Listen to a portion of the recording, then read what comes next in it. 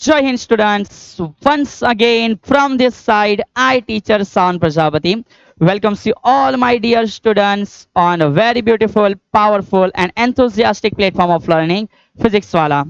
આશા રાખું છું કે આપ સર્વ આ અભિયાન બેચની અંદર આવનારા દરેકે દરેક ચેપ્ટર દરેકે દરેક ટોપિક નો યોગ્ય અભ્યાસ કરી રહ્યા હશો અને આજના સેશન્સની અંદર આપણે ચાક ગતિની સાથે સંકળાયેલા જે પણ ઉદાહરણ અને સ્વાધ્યાયના દાખલા છે એનું ડિસ્કશન કરવા માટે જઈ રહ્યા છે. સો વેરી ફર્સ્ટ, જો તમે અત્યાર સુધી ચેપ્ટરના દરેકે દરેક કન્સેપ્ટોને પ્રોપર સમજી ચૂક્યા છો તો તૈયાર થઈ જાઓ એકવાર ઇક્વેશનને રિવાઇઝ કરીને દરેકે દરેક ઉદાહરણને સમજવા માટે.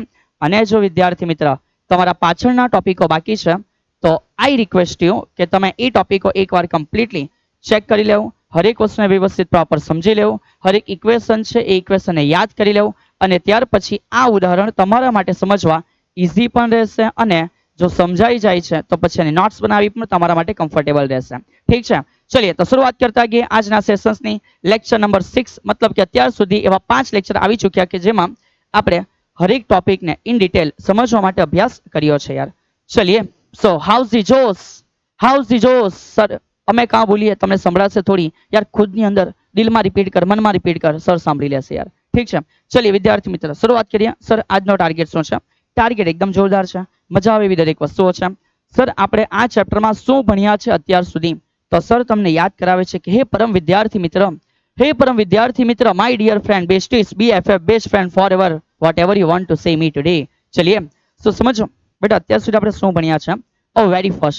વેરી ફર્સ્ટ આપણે લોકોએ શરૂઆત કરેલી કે સર આ કણોનું તંત્ર છે શું. ઠીક છે, તો સૌથી પહેલા જે કણોનું તંત્ર છે એ કણોના તંત્રને સમજવાની આપણે શરૂઆત કરેલી. એ કણોના તંત્રની અંદર આપણે પ્રારંભ એવી રીતે કર્યો કે દ્રવ્યમાન કેન્દ્ર શું છે? સેન્ટર ઓફ માસ. ચલીએ તો આપણે આ સેન્ટર ઓફ માસ વિશેની કમ્પ્લીટ સમજૂતી એ જગ્યાએ મેળવી ચૂક્યા છે. સર અમને ખબર છે એક એવું બિંદુ કે પદાર્થ માટે એ ગતિમાં હોય કે સ્થિર હોય એનો સમગ્ર દર છે એ કેન્દ્રિત થયેલો હોય. લાઈક જસ્ટ ફોર એક્ઝામ્પલ સમજ બેટા પેન છે. સર અત્યારે ટેમ્પરરી 2 આંગળી લીલે છે, થોડી ચીટિંગ કરે છે યાર, ઇટ્સ ઓકે, એક્સેપ્ટ ઇટ યાર, સમજવાનું કામ છે. આ જે પેન છે અત્યારે એક એવા પોઈન્ટ ઉપર સ્ટેબલ હતી કે જ્યાંથી એ નથી પડી ડાબી બાજુ, નથી પડી જમણી બાજુ. સર એને એ પોઈન્ટ ઉપર સ્ટેબલ રાખી શક્યા છે. આ જે વસ્તુ છે એ એના માટેનું સેન્ટર ઓફ માસ દ્રવ્યમાન કેન્દ્ર છે. તો આપણે એ કમ્પ્લીટલી સમજી લીધું છે અને એના માટે જો સર તમને આઈડિયા આપે તો સમજ મારા વાલા વિદ્યાર્થી મિત્ર, અને તમે x ના સ્વરૂપમાં પણ લખી શકો અને સદિશ સ્વરૂપે RCM તરીકે પણ લખી શકો છો. એન્ડ RCM નો મીનિંગ શું છે તો સમજ યાર, RCM છે M1 R1 plus M2 R2. Okay sir, we can understand it to the MnRn. મતલબ કે જેટલા પણ કણ છે એ દરેકે દરેક કણ માટે આ મુજબ કર્યા પછી છેદમાં સમગ્ર દળોનો સરવાળો M1 plus M2 plus up to લખી શકાય કે Mn સુધીની વાતો છે. ઠીક છે, ચલિए ઇટ્સ ઇઝી. આઈ થિંક તમે લોકોએ જો આ લેક્ચર અટેન્ડ કર્યો છે તો તમારા માટે સ્વીકારવું બહુ સરળ વસ્તુ છે. કણોનું તંત્ર જે છે એ ઓરિએન્ટેડ કઈક ચર્ચાઓ આપણી પાસે છે. અમુક ઉદાહરણો છે જે એના આધારે આપણે સમજવાના છે કે જે આ સમીકરણ પરથી સોલ્વ થશે અને સાથે સાથે આપણે કહી શકીએ કે એ જે દ્રવ્યમાન કેન્દ્ર અનુસાર 1-2 માર્કના MCQ છે એ પણ તમને આવી શકે છે. ચલિए તો વેરી ફર્સ્ટ સર તમને આઈડિયા આપે છે કે આ કઈ રીતે છે. આજના જે લેક્ચર છે એમાં કયા કયા આપણે વાતો ટોપિકો કવર કરવાના છે. તો સૌથી પહેલું ઉદાહરણની ચર્ચાઓ કરીશું. બેટા સમગ્ર ઉદાહરણ સર તમને આઈડિયા આપશે અને એ રીતે સ્વાધ્યાયની પણ ચર્ચા તમને સર કરશે કે કઈ વસ્તુ બેટા આમાંથી ઇમ્પોર્ટન્ટ છે કરવા માટે અને જેના માટે તમારે એક પ્રયાસ કરવો બહુ આવશ્યક વસ્તુ હોય છે. ઠીક છે સર, ઉદાહરણ બી બધા કરાવો, સ્વાધ્યાય બધા કરાવો, ઇટ્સ ઇઝ પોસિબલ, બટ સમજ યાર કે થોડો ખુદથી એફર્ટ લગાવો. બીકોઝ જેટલું તમે તમારું દિમાગ વાપરશો બેટા, ઠીક છે, એટલું તમે સાયન્સને વધારે ડીપલી જાણી શકશો. પછી જસ્ટ કોઈ એક વસ્તુ સમજાઈ દી એટલી જ આવડે એ રીતની મેન્ટાલિટી આપણી ક્યારેય હોવી જોઈએ નહીં યાર. ઠીક છે, ચલીએ તો શરૂઆત કરતા ગયા. વેરી ફર્સ્ટ કે સર સૌથી પહેલું જે છે તમારા માટે આ ઉદાહરણ નંબર 1 છે. જો કદાચ ઓલ્ડ પેટર્ન અનુસાર તમારી પાસે ચોપડી હોય તો ખુદને થોડું એડજસ્ટ કરી લેવું. સર અહીં જે તમને ઉદાહરણ લખીને બતાવ્યો છે એ નવી ચોપડી પ્રમાણે ઉદાહરણ નંબર કયો છે? 1 છે. ચલીએ તો પ્રથમ ટોપિક આપણે જે જોઈએ છે દ્રવ્યમાન કેન્દ્ર, એમાંથી આ જે દાખલો છે એ છે ભાઈ. ચલીએ તો એ જે સમ્સ છે એ સમ્સ છે વિદ્યાર્થી મિત્ર ઉદાહરણ લખી શકો તમારી ચોપડી પ્રમાણે 6.1. ઓલ્ડ સિલેબસની બુક તમારી પાસે હશે એટલે કે જેમાં કટ નથી થયું એમાં હશે 7.1. ઠીક છે, નો ઇશ્યુ. ચલિए તો શરૂઆત કરીએ. શું કીધું છે? એક સમબાજુ ત્રિકોણના શિરોબિંદુ પર રહેલા 3 કણો છે. ચલિए તો વેરી ફર્સ્ટ અહીં કહી શકાય કે આપણી પાસે એક ત્રિકોણની આવશ્યકતા છે અને આપણે આરામથી ડ્રો પણ કરી શકીએ છીએ. ચાલ સમજ્યા કે એક ટ્રાયેંગલ છે. યસ સર, तो આપણે ट्रायंगल ड्रॉ कर दिए कि भाई हे ट्रायंगल आप हमारी सेवा માટે અહીં હાજર થાઓ. ચलिए સો ત્રિકોણ બેટા આપણી સેવામાં હાજર છે. સમબાજુ કીધું છે સરે પ્રયત્ન કર્યો છે કે આ ટ્રાયંગલ જે છે એને સમબાજુ બનાવી શકાય. ચલિए આ સમબાજુ ટ્રાયંગલ માટે સમજવાનું શું છે તેના માટે થોડી બેટર અન્ડરસ્ટેન્ડિંગ બેટા એક કામ કરીએ આપણે થોડી અક્ષોને લઈ લઈએ કે જેથી તમે આરામથી સમજી શકો કે શું થઈ રહ્યું છે. તો માન બેટા આ તરફ જે અક્ષ હશે ધારી લઈએ કે આ કઈ અક્ષ છે તો કે સર એક્સ અક્ષ છે. યસ. અને સપોઝ કે આ રીતે એક અક્ષ હશે માની લઈએ કે આ કઈ અક્ષ છે તો કે વાય અક્ષ. ચલિए તો એક્સ અને વાય અક્ષ જો આ મુજબ લઈ લઈએ આપણે ટ્રાયંગલ છે સમબાજુ તો માની લઈએ બેટા કે સમબાજુ જે ત્રિકોણ છે સર મને બિંગો યાદ આવે છે અમને સમોસો યાદ આવે છે તો એ આવતી યાદોને થોડી વાર મુખ સાઈડ પર બેટા દાખલો ગણવાનો છે. ભણતા ભણતા સમોસો ખાશું ચટણી નાખી નાખીને દિમાગની અંદર કઈ નહીં જશે ખાલી પેટમાં જશે બેટા. ક્યાં જશે? પેટમાં. આપણે દિમાગમાં જવા દેવાનું છે. ચલ સમોસો પછી ખાજો. સપોઝ સર શું કહે છે આ ટ્રાયંગલ જે બી છે એના માટે નામ આપી દે. માનો આ બિંદુ એ છે. Okay sir. માનો કે આ જે છે બેટા એને કહી દે બિંદુ બી છે અને સપોઝ કે આ જે છે બિંદુ સી છે. ઓકે ચલીએ આગળ વધીએ. ત્રણ કણોના બનેલા તંત્રના દ્રવ્યમાન કેન્દ્ર શોધો. સો અહીં આપણો પ્રથમ જે ક્વેશ્ચન છે એ પૂછે છે કે સેન્ટર ઓફ માસ ક્યાં છે. ઠીક છે. Where is the centre of માસ?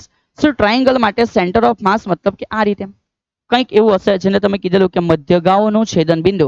પણ બેટા એ ત્યારે સમજવાનું જ્યારે દરેક જગ્યાએ એક સમાન દળ હોય. પછી દાખલો પૂછાયો અલગ અલગ દળ માટે તમે તમારી મેન્ટાલિટીમાં સેટ કે સર ત્રિકોણ છે મધ્યગાનું છેદન બિંદુ અમારો આન્સર આવે ટીક કરીને આવી ગયો ઘરે આવી ગયો પછી ખબર પડી કે મેટર ખોટું કરી આવ્યો.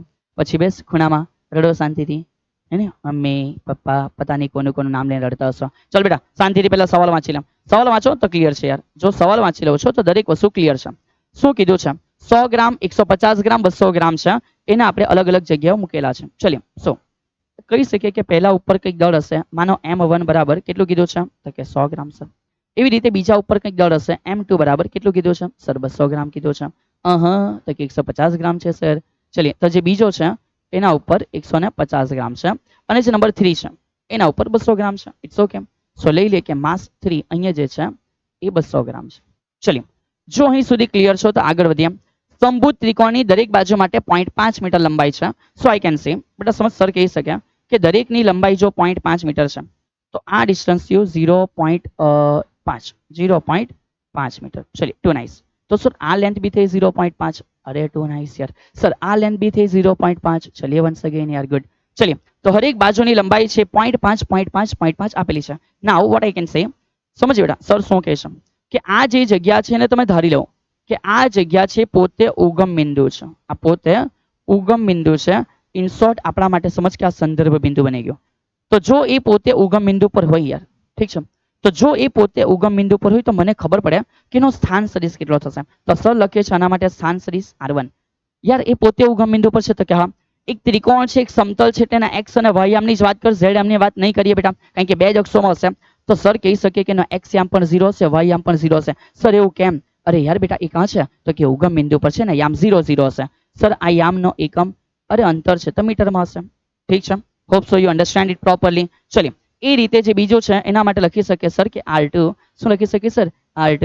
ચલિए so R2 is equal to બહુ શાંતિથી સમજ આ કઈ અક્ષ તો કે x અક્ષ આ કઈ અક્ષ કે x અક્ષ માટે એ 0.5 અંતર એ આટલું છે આપણે બતાવે છે કે આટલું છે યાર.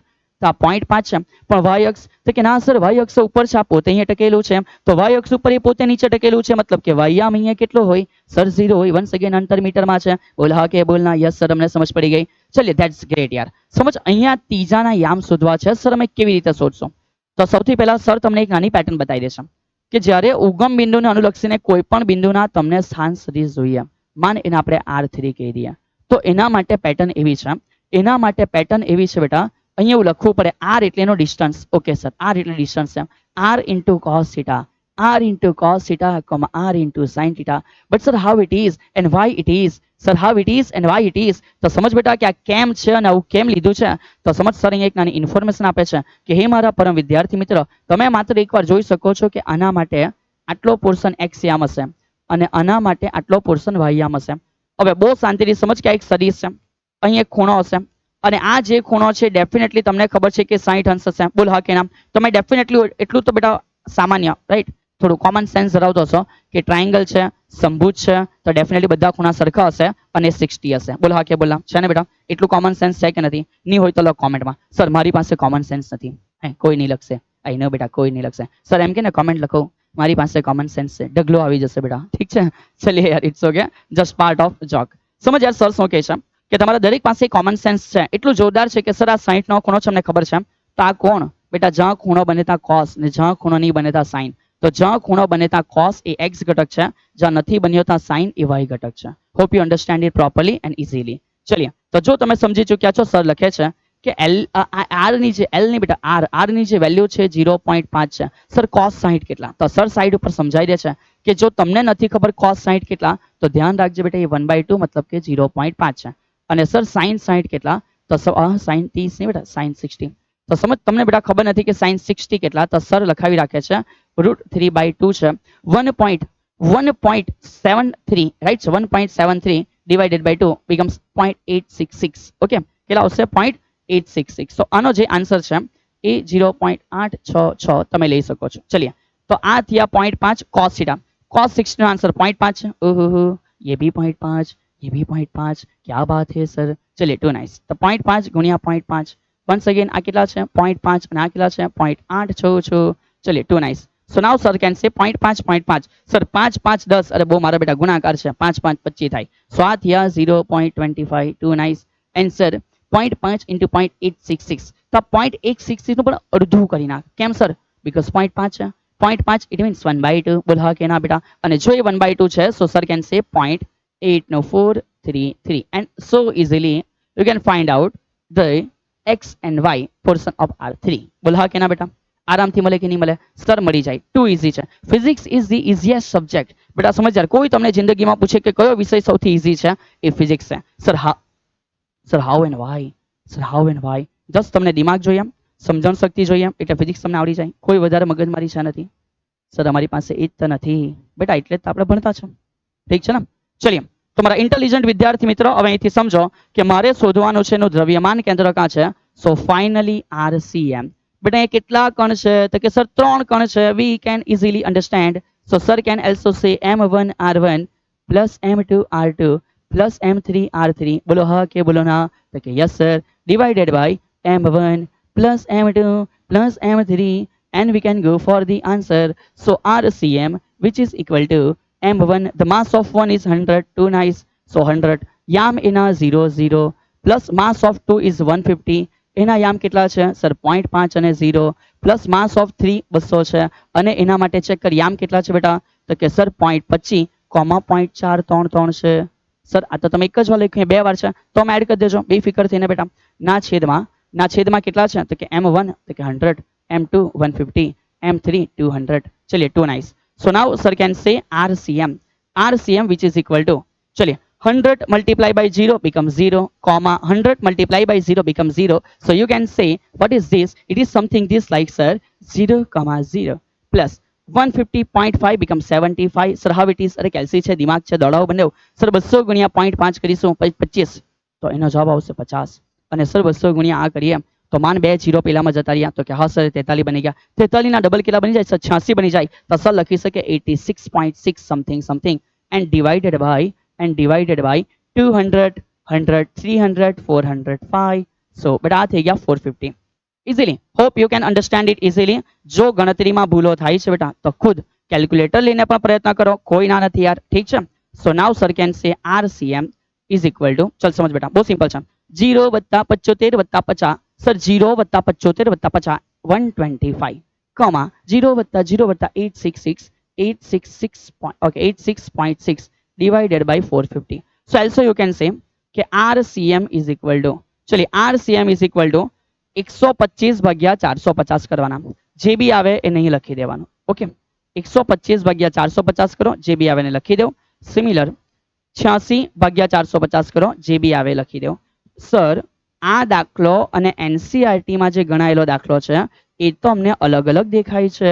એવું નથી બેટા, આ જે છે એ આપણા શું આવ્યા છે? આ જે છે એક્સિયામ આવ્યા છે. તો સમજ, આ એક્સિયામ છે અને આ જે છે એ વાયયામ છે, અને આ જે છે એક પ્રોપર વે છે બેટા લખવા માટે, સમજવા માટે. ઠીક છે? તો સર આશા રાખે છે કે એક કમ્પ્લીટ થયેલો દાખલો તમે આરામથી સમજી શકતા હશો. અને આનો જે આન્સર આવે છે સર ને બેટા કોમેન્ટમાં લખીને બતાવો કે 125 ભાગ્યા 450 કેટલા અને 86.6 ભાગ્યા 450 કેટલા. સો આ થયો તમારો ફાઇનલ આન્સર બેટા. અને ગીવ મી કોમેન્ટ કે ભાઈ આન્સર શું આવે છે. ઠીક છે. તો ભैया ये क्या हो गया चलिए સો આન્સર ધી કોમેન્ટ યાર. ઓકે સો હોપ સો તમે આ દાખલો પ્રોપર સમજી ચૂક્યા છો. કઈ જ એટલું બધું ખાસ નથી કે આમાં ની સમજ પડે એવું છે. ઓકે અને બીજો કે જો રકમ બદલાઈ જાય તો સપોઝ સર શું કહે છે કે અહીંયા યાર 100 ગ્રામ, અહીંયા બી 100 ગ્રામ, અહીંયા બી 100 ગ્રામ, ત્રણે ત્રણ ઉપર 100 ગ્રામ હતા, તો પછી દાખલો ગણવા નહીં જવાનો. તો આન્સર આવે મધ્યગાનો છેદન બિંદુ. શું આન્સર આવશે? મધ્યગાનો છેદન બિંદુ. સર કેવી રીતે? અરે બીજો ઉદાહરણ છે, ચેક કર તો સમજ યાર. બીજા ઉદાહરણમાં શું કીધું છે? એ લોકો એવું કીધું છે, આ એક નાનો એમસીક્યુ છે. ત્રિકોણ આકાર તકતી લેમિનાનું દ્રવ્યમાન કેન્દ્ર શોધો.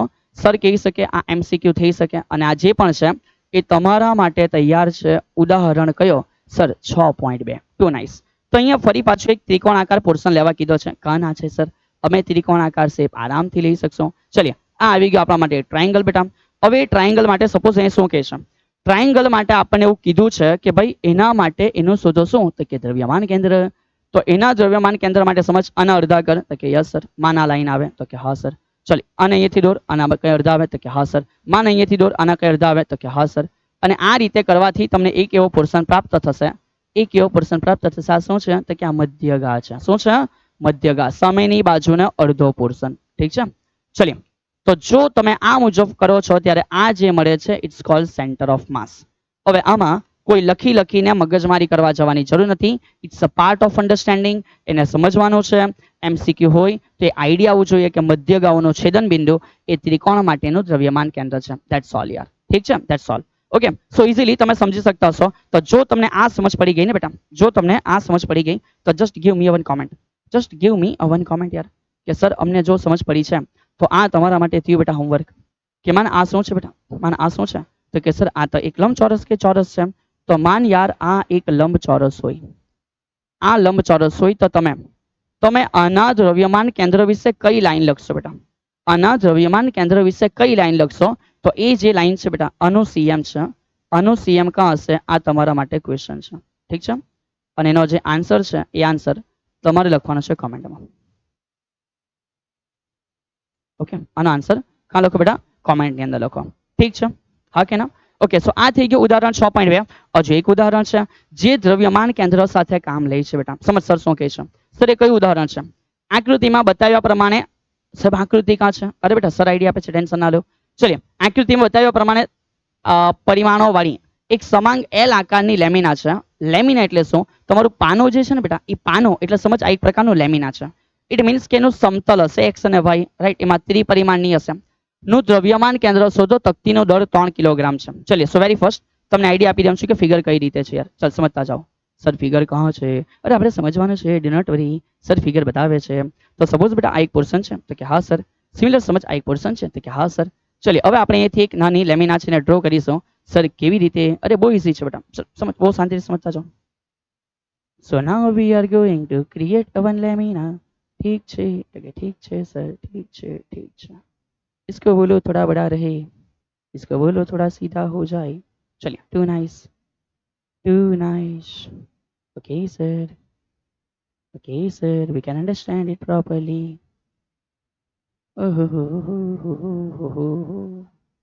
चलिए. Okay. So now the lamina of L shape is becomes ready in few times. चलिए તો તમારા માટે એક એલ આકારની જે લેમિના છે એ કમ્પ્લીટલી તૈયાર છે.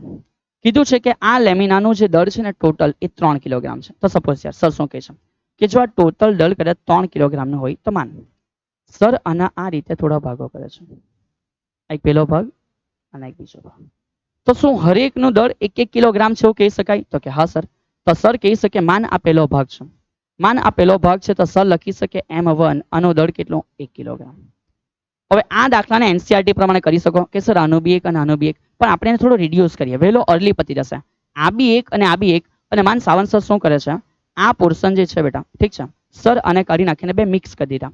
તો મેં એવું લખી શકું યાર? તો મેં એવું લખી શકું કે ડેફિનેટલી આખાનું દળ ભેગું થઈને આ M2 હશે અને આ દળ હશે 2 કિલોગ્રામ. બોલો ઇઝી છે? તો કે હા સર.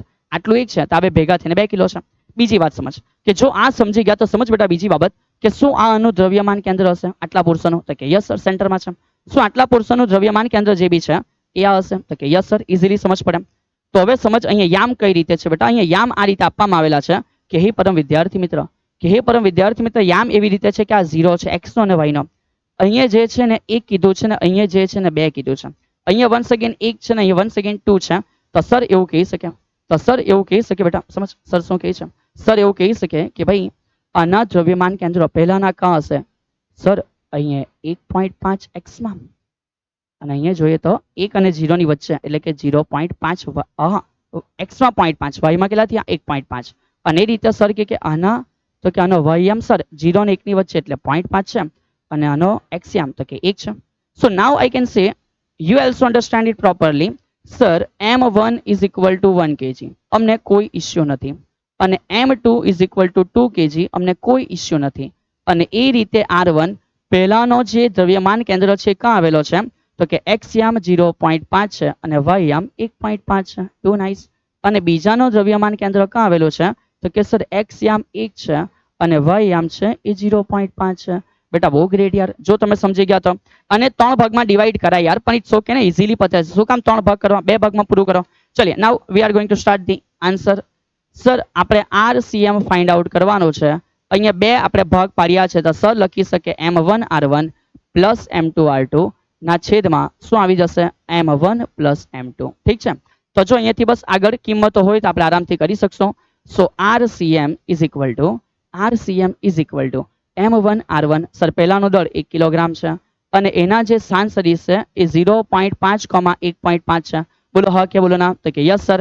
પ્લસ m2 જે બીજાનો દળ છે કેટલો છે 2 છે અને એનો જે સ્થાન સદિશ છે કેટલો છે 1,0.5 છે ના divided by m1 plus m2 તો પહેલાનો દળ 1 છે અને બીજાનો દળ કેટલો છે 2 છે. ચલિए so I can say RCM is equal to 1 આમાં જાય તો કે સેમ રહેશે 0.5 અને 1.5 વત્તા 2 પેલી બાજુ જાય તો 2,2 ગુણ્યા 0.5 એટલે 1 ના છેદમાં જે છે 2 વત્તા 1 કેટલા થશે 3. સો નાઉ RCM ઇઝ ઇક્વલ ટુ ચલિए બેટા 0.5 2 સો આઈ કેન સે 2.5, 1.51 I can again say 2.5 divided by 3. Now it's so easy that RCM is equal to 2.5 divided by 3. Sir, we don't know how it is. But how it is માં just suppose કે જે 25 છે ને 3 વડે ભાગ તો sir 8 તલી 24 થાય તો કે 8 આવી ગયા તો કે હા હજુ બીજા 100 બાકી એના 3 ભાગ કરશો 33 33 33. So you can say the answer is 0.833, 0.833 અને માનો બધું મીટરમાં છે તો આન્સર શામાં હશે મીટરમાં. સર આશા રાખે છે કે તમે હરેક બાબત એકદમ પ્રોપર સમજી રહ્યા છો. હવે મીનિંગ સમજ બેટા. આનું દ્રવ્યમાન કેન્દ્ર હશે કાં ખબર? સર બતાવે છે સમથિંગ અહીંયાથી 0.833 અને ત્યાંથી પણ 0.833. તો સર તમને આઈડિયા આપે છે કે આ જે હશે સમથિંગ અને આ જે હશે સમથિંગ આ પહેલો ભાગ અને આ બીજો આ જગ્યા હશે આનો સેન્ટર ઓફ માસ. ઠીક છે, શું હશે સેન્ટર ઓફ માસ હશે. રેડ લાઈન છે તમને દેખાય છે, થોડું મતલબ કે મિક્સ થઈ ગયું છે but it's okay, you can understand કે જે રેડ લાઈન છે શું છે તો કે સર એ એના માટે થઈ ગયું દ્રવ્યમાન કેન્દ્ર. જો તમે આટલી વસ્તુ પ્રોપર સમજ્યા છો તો સર તમને આપે છે એક હોમવર્ક. સપોઝ બેટા સર અહીંયા હોમવર્ક આપે છે, આ તમારે આજે ઘરે જઈને કેલ્ક્યુલેટ કરવાનું છે. માન આ આવી ગયા તમારા માટે x અને y યામ. ઠીક છે, શું આવી ગયા x અને y યામ. હવે સર અહીંયા આ પ્રકારના એક શેપને મૂકીને તમને આકૃતિ આપે છે કે ભાઈ જો આ જે શેપ છે એના માટે તમને સમ પૂછાય. સપોઝ સમ કેવી રીતે છે તો સમ એવી રીતે છે સમજ યાર કે 1 2 3 4 બેટા 5 ટુકડા છે તો ટોટલ માસ કહી દીધું 5 kg. ટોટલ માસ આપણને કહી દીધું છે કે ટોટલ જે દળ છે એ કેટલા કિલોગ્રામ છે 5 કિલોગ્રામ. ચલિए too nice. પછી એવું કીધે કે આ 0 છે, આ 10 છે અને આ કેટલા છે 20 છે. આ 10 છે, આ 20 છે અને આ કેટલા છે તો કે આ 30 છે. તો આનું સેન્ટર ઓફ માસ ક્યાં છે એ તમારે હોમવર્કમાં કરવાનું છે. સો સેન્ટર ઓફ માસ ક્યાં છે એ તમારે કરવાનું છે હોમવર્કમાં. જો તમને આવડે છે તો બેટા કરી બતાવો. એનો જે આન્સર છે એ સરને જોઈશે કાં તો કે ભાઈ કોમેન્ટમાં. ઓકે, તો સર આશા રાખે છે કે આટલી વસ્તુ તમે પ્રોપરલી સમજી ચૂક્યા હશો. ઠીક છે, પતી ગયા બેટા 3 ઉદાહરણ. આગળની ચર્ચા કરીએ તો સર હવે જે ઉદાહરણ છે શું છે સદિશોના અદિશ અને સદિશ ગુણાકાર. તો સર અગેન એકવાર આઈડિયા આપી રહે છે કે હે મારા પરમ વિદ્યાર્થી મિત્ર ચલો આવી જાઓ. ટાર્ગેટમાં કણોનું તંત્ર શું છે સર આરામથી સમજ પડી. CM ઓરિએન્ટેડ જે બી ઉદાહરણ છે એ અમે સમજી ચૂક્યા છે. હવે સર અહીંથી આગળ લઈ જાય છે કે આ કણોનું તંત્ર સમજાઈ ગયા પછી આપણે શું સમજવાના. તો હવે આપણે અહીંયા જે વાતો જે કરીએ છીએ એ છે અદિશ ગુણાકાર. એ તો સર અમને આવડે છે. તો અદિશ ગુણાકારની સાથે ત્યાર પછી આપણે આ ચેપ્ટરમાં જે નવું શીખ્યા એ કયા ગુણાકાર છે તો કે સર સદિશ ગુણાકાર છે. તો આના ઓરિએન્ટેડ જે વાતો છે એ આપણે આના પછીનો જે સમ છે એમાં કરવાના છે. ઠીક છે. તો સર એકવાર આઈડિયા આપી દે છે. અદિશ ગુણાકારને તમે કેવી રીતે લખી શકો છો? તો સર અદિશ ગુણાકારનો જે મિનિંગ છે એ એવો છે કે સદિશ a ડોટ સદિશ b નો મિનિંગ થાય a નું મૂલ્ય b નું મૂલ્ય અને cos થીટા. બટ એ રીતે સદિશ ગુણાકાર જે છે a ક્રોસ b છે, આનો મિનિંગ થશે a નું મૂલ્ય b નું મૂલ્ય ઇન્ટુ સાઇન થીટા સાથે કઈ કેપ હશે? n cap. બોલીએ હા કે ના? પણ આ સદિશ ગુણાકારને શોધવા માટે જે ઘટકોની પદ્ધતિ છે એ થોડી આપણે એકવાર ચેક કરી લઈએ. રાઈટ છે? એ જ દાખલાની સાથે જ રિપીટ થઈ જશે એવું સમજો યાર. તો આપણે અહીંથી કન્ટિન્યુ કરશું. સર જે દાખલો છે કયો છે? અગાડી કન્ટિન્યુ. ઉદાહરણ નંબર કયો છે તમારા માટે? 6.4 છે. ચલીએ. તો સર અહીંયા આઈડિયા આપે છે. આ જે છે એ ઉદાહરણ 6.4 છે. ઠીક છે. ચલીએ ચેક કરીએ શું કહે છે બેટા એ લોકો આપણને. એ લોકો આપણને કહે છે કે બે સદિશોના અદિશ અને સદિશ ગુણાકાર શોધો. આ થયો સદિશ એ જેના ઘટકો આપેલા છે 3 i cap 4 j cap 5 k cap, અને સદિશ બી પણ આપેલો છે -2 i cap +j cap -3 k cap. પૂછ્યું છે અદિશ ગુણાકાર કેટલો? ચલીએ તો લખીએ છીએ બેટા કે કયો ગુણાકાર પૂછ્યો છે? અદિશ ગુણાકાર. હવે અદિશ ગુણાકાર માટે જે ઘટકોની પદ્ધતિ છે એ અતિ સરળ છે. જો આપણને પૂછે કે a ડોટ b કેટલા યાર, જો આપણને પૂછે a ડોટ b કેટલા, તો તમે કેવી રીતે કરશો યાર? તમે કેવી રીતે કરશો યાર? ખુદના દિમાગને પૂછ કે આ વસ્તુ આવડતી છે કે નથી આવડતી યાર. કેટલી સિમ્પલ વસ્તુ છે. સર x નો ગુણાકાર x માં વત્તા y નો ગુણાકાર y માં વત્તા z નો ગુણાકાર z માં, આ રીતની ઘટકોની પદ્ધતિ છે એ અમને ક્લિયર છે સર. તમે ટેન્શન નહીં લો sir. Right, we are the students of PW and we understand all the things properly. So sir can say અદિશ ગુણાકાર કેવી રીતે? So સદિશ a dot સદિશ b, too nice sir. ચલિए 3 into 2. So 3 into 2 become -6. Sir કેમ -6? અરે બેટા minus છે. બોલ હા કે બોલના? માઇનસ ને ધ્યાન પર લેવું, અધરવાઇઝ જિંદગીમાં માઇનસ લાગી જશે. કાં તો કે સર માર્કમાં ઘરે બેસજો પછી. 3 2 6 બટ કેવા છો? -6 પ્લસ 4 એકા 4 બટ કેવા 4? -4 2 nice પ્લસ 5 તલી 15 કેવા 15? -15. Okay, so finally I can say that a dot b becomes 6 ને 4 10 ને 5 15 but -25. સો આ શું થયું? આ થયું બેટા a ડોટ b નો આન્સર જે -25 છે. અને તમે આરામથી સરળતાથી સમજી જશો કે હા સાહેબ અમને આઈડિયા આવી ગયો કે આ શું છે. આ શું છે બેટા? તો કે અદિશ ગુણાકાર છે. ઠીક છે, કોમન વસ્તુ છે યાર. ચલિए આ આવી ગયો પહેલો portion, answer of 1, first answer. પહેલો આન્સર આવી ગયો. હવે આગળ વધ્યા બીજો આન્સર. તો કે સર એના જ માટે હવે અમે કરવાના કયા ગુણાકાર? તો બેટા તૈયાર થઈ જાઓ. હવે આપણે કરવાના એના જ માટે સદિશ ગુણાકાર. ઠીક છે. તો સર લખે છે ઇમ્પોર્ટન્ટ વસ્તુ આ કામનો છે જે સદિશ ગુણાકાર છે. હવે સદિશ ગુણાકારમાં ધ્યાન રાખજો હે વિદ્યાર્થી મિત્ર, ક્રમનો નિયમ જળવાય છે. સો જો સદિશ ગુણાકાર આપણને a ક્રોસ b નો પૂછ્યો છે હને, તો સર આનો મિનિંગ એવો થાય કે સૌથી પહેલા અમે આ રીતે લખશું જેને નિશ્ચાયક કહેવાય. Determinant i cap j cap k cap હશે. પછી સર પહેલું જે છે એ 3 i કેપ, સો 3 -4 અને આ 5 થયો. અને ત્યાર પછી જે છે એ -2 1 અને -3 થયો. બોલો હા? તો કે yes sir we understand it properly. બોલીએ હા બેટા. ચલિए હા બોલો યાર, જલ્દી સરને સંભળાવવું જોઈએ યાર. હે ને? ઠીક છે. સર અમને કેવી રીતે સંભળાશે?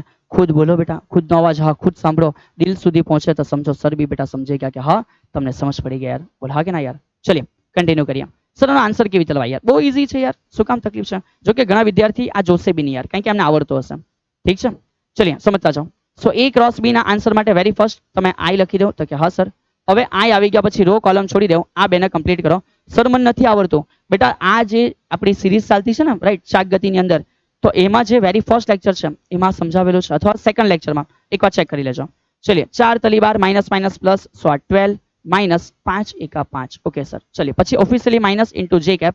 કન્ટિન્યુ. રો કોલમ છોડી દો. 3 તલી 9, સો એ -9 હશે. માઇનસ 5 દુ 10 બટ એમાં પાછા માઇનસ, એટલે -5 દુ 10 થઈ ગયા બેટા. અને કે કેપ છે તો કે ભાઈ પ્લસ કે કેપ. બી કન્ટિન્યુ. ચલિए જે રો અને કોલમ છૂટા થયા, 3 એકા 3 તો કે સર 3, અને 4 દુ 8 તો કે ઓછા ઓછા -8. સો આ થયા +8 નહીં બેટા, આ +8 પણ ઓફિશિયલી ત્યાં શું છે તો કે સર ત્યાં તો માઇનસ હોય. સો ઓફિશિયલી -8 થયા. નાવ સર કેન સે 12 માંથી 5 જાય તો 7 i કેપ, 10 માંથી 9 જાય તો 1 બચે, બટ 1 માઇનસ એટલે કે માઇનસ j કેપ, અને 8 માંથી 3 જાય તો બચે બેટા 5, સો 5 k કેપ. આ થયું a ક્રોસ b. શું થયું?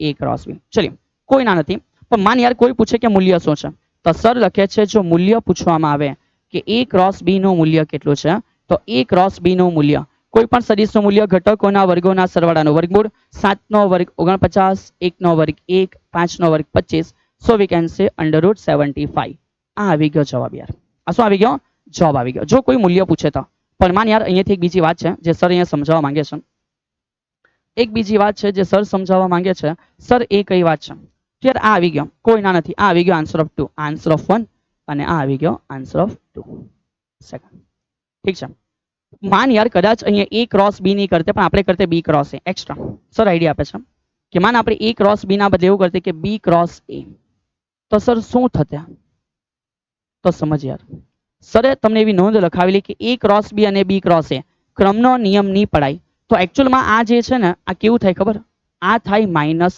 a ક્રોસ b આ થાય માઇનસ a ક્રોસ b સો માટે મને જો એવું પૂછતે કે b ક્રોસ a હતે તો સર અહીંયા આન્સર શું આવતે હું પાછું બધું નહીં કરા આ માઇનસ થઈ જશે સો સર કહી શકે -7 i cap plus j cap અને -5 k કેપ આવો આન્સર આવતે ઠીક છે તો આ નોંધ રાખજો આ એમસીક્યુ છે તમને આવું આવે તો તમને સમજ પડવું જોઈએ અને એક વસ્તુ બીજી કે જો તમે આટલું સમજી ગયા છો તો યાર પછી સમજો ને યાર કોઈ મને પૂછે કે મૂલ્ય b ક્રોસ a નું શું થશે ચલો તો આ તમે બેટા કરો અત્યારે હોમવર્ક કોમેન્ટ આપો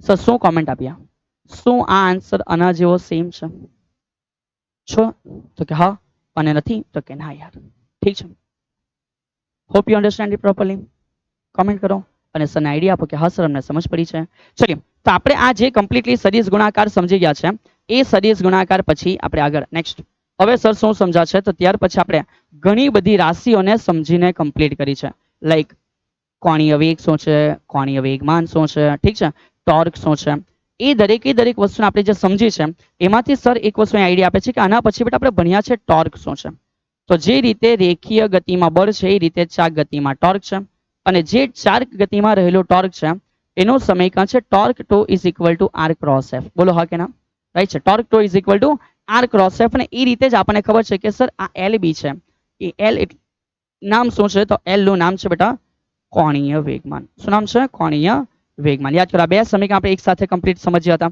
તો એ જે કોણીય વેગમાન છે એનું સમીકરણ છે r ક્રોસ p યસ સો હવે આના પરથી કન્ટિન્યુ કરશું કે આના બેઝ ઉપર નેક્સ્ટ આગળનો જે સમ છે આપણે સમજવાનો છે ચલિए તો સમજતા જાઓ વાલા વિદ્યાર્થી મિત્રો કે અહીંયા શું આપવામાં આવેલું છે જો તમે પાછળનો સમ સમજી જશો ને આ સમજવો દિમાગમાં ફિટ કરવો પેટ સુધી પચાવી દેવો બહુ ઈઝી છે પણ પેટમાં પચાવી રાખજો પછી બહાર નહીં કાઢતા એટલે પાછું આવડશે નહીં ભાઈ સર તમે શું બોલી ગયા બેટા એક નાનો જોક હતો ઉતાવળમાં કહી દીધો ઉગમ બિંદુને અનુલક્ષીને બળ આપવામાં આવેલું છે ચલિए બેટા તો ઉગમ બિંદુને અનુલક્ષીને કહી દીધું છે કે જે બળ f છે ઠીક છે તો જે બળ છે એ બળ f છે which is equal to 7i cap plus 3j cap minus 5k cap no torque શોધો એટલે કે બળ લાગે છે એના માટે ટોર્ક શોધો તો જે ક્વેશ્ચન છે એ ક્વેશ્ચન એના ઉપર છે that torque to is equal to question mark ચલિए બી કન્ટિન્યુ જે કણ પર બળ લાગે છે તેનો સ્થાન સદિશ આપવામાં આવેલો છે કે ભાઈ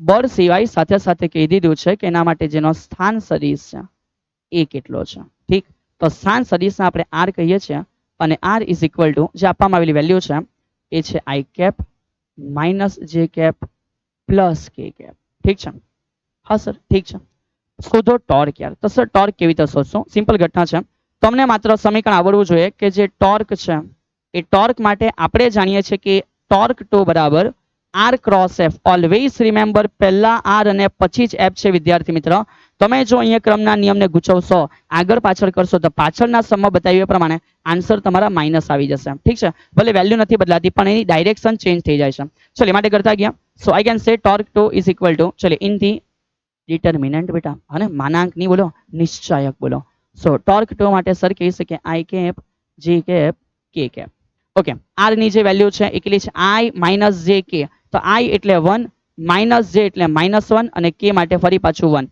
અને ત્યાર પછી f ની વેલ્યુ છે 7 3 અને 5 તો સર લખી શકીએ 7 3 અને કેટલા છે -5 ચલિए શું માટે સોલ્યુશન તરફ આગળ વધીએ કે torque two is equal to આ i કેપ છે ઇન ધી બ્રેકેટ 5 એકા 5 આ માઇનસ માઇનસ થઈ ગયા પ્લસ માઇનસ 3 એકા 3 માઇનસ જે કેપ હોય છે નિયમ પ્રમાણે આ રો કોલમ છૂટા થયા 5 કેવા તો કે સર માઇનસ 7 કેવા તો કે ભાઈ માઇનસ ચલિए અને પ્લસ શું હશે તો કે કે કેપ હશે. રો અને કોલમ છૂટા થયા, 3 એકા કેટલા થયા 3 માઇનસ 7 એકા 7 માઇનસ માઇનસ માઇનસ થઈ ગયા બેટા પ્લસ 7. ચલિए so finally I can say torque 2 is equal to 5 ઓછા 3 એટલે 2 i કેપ.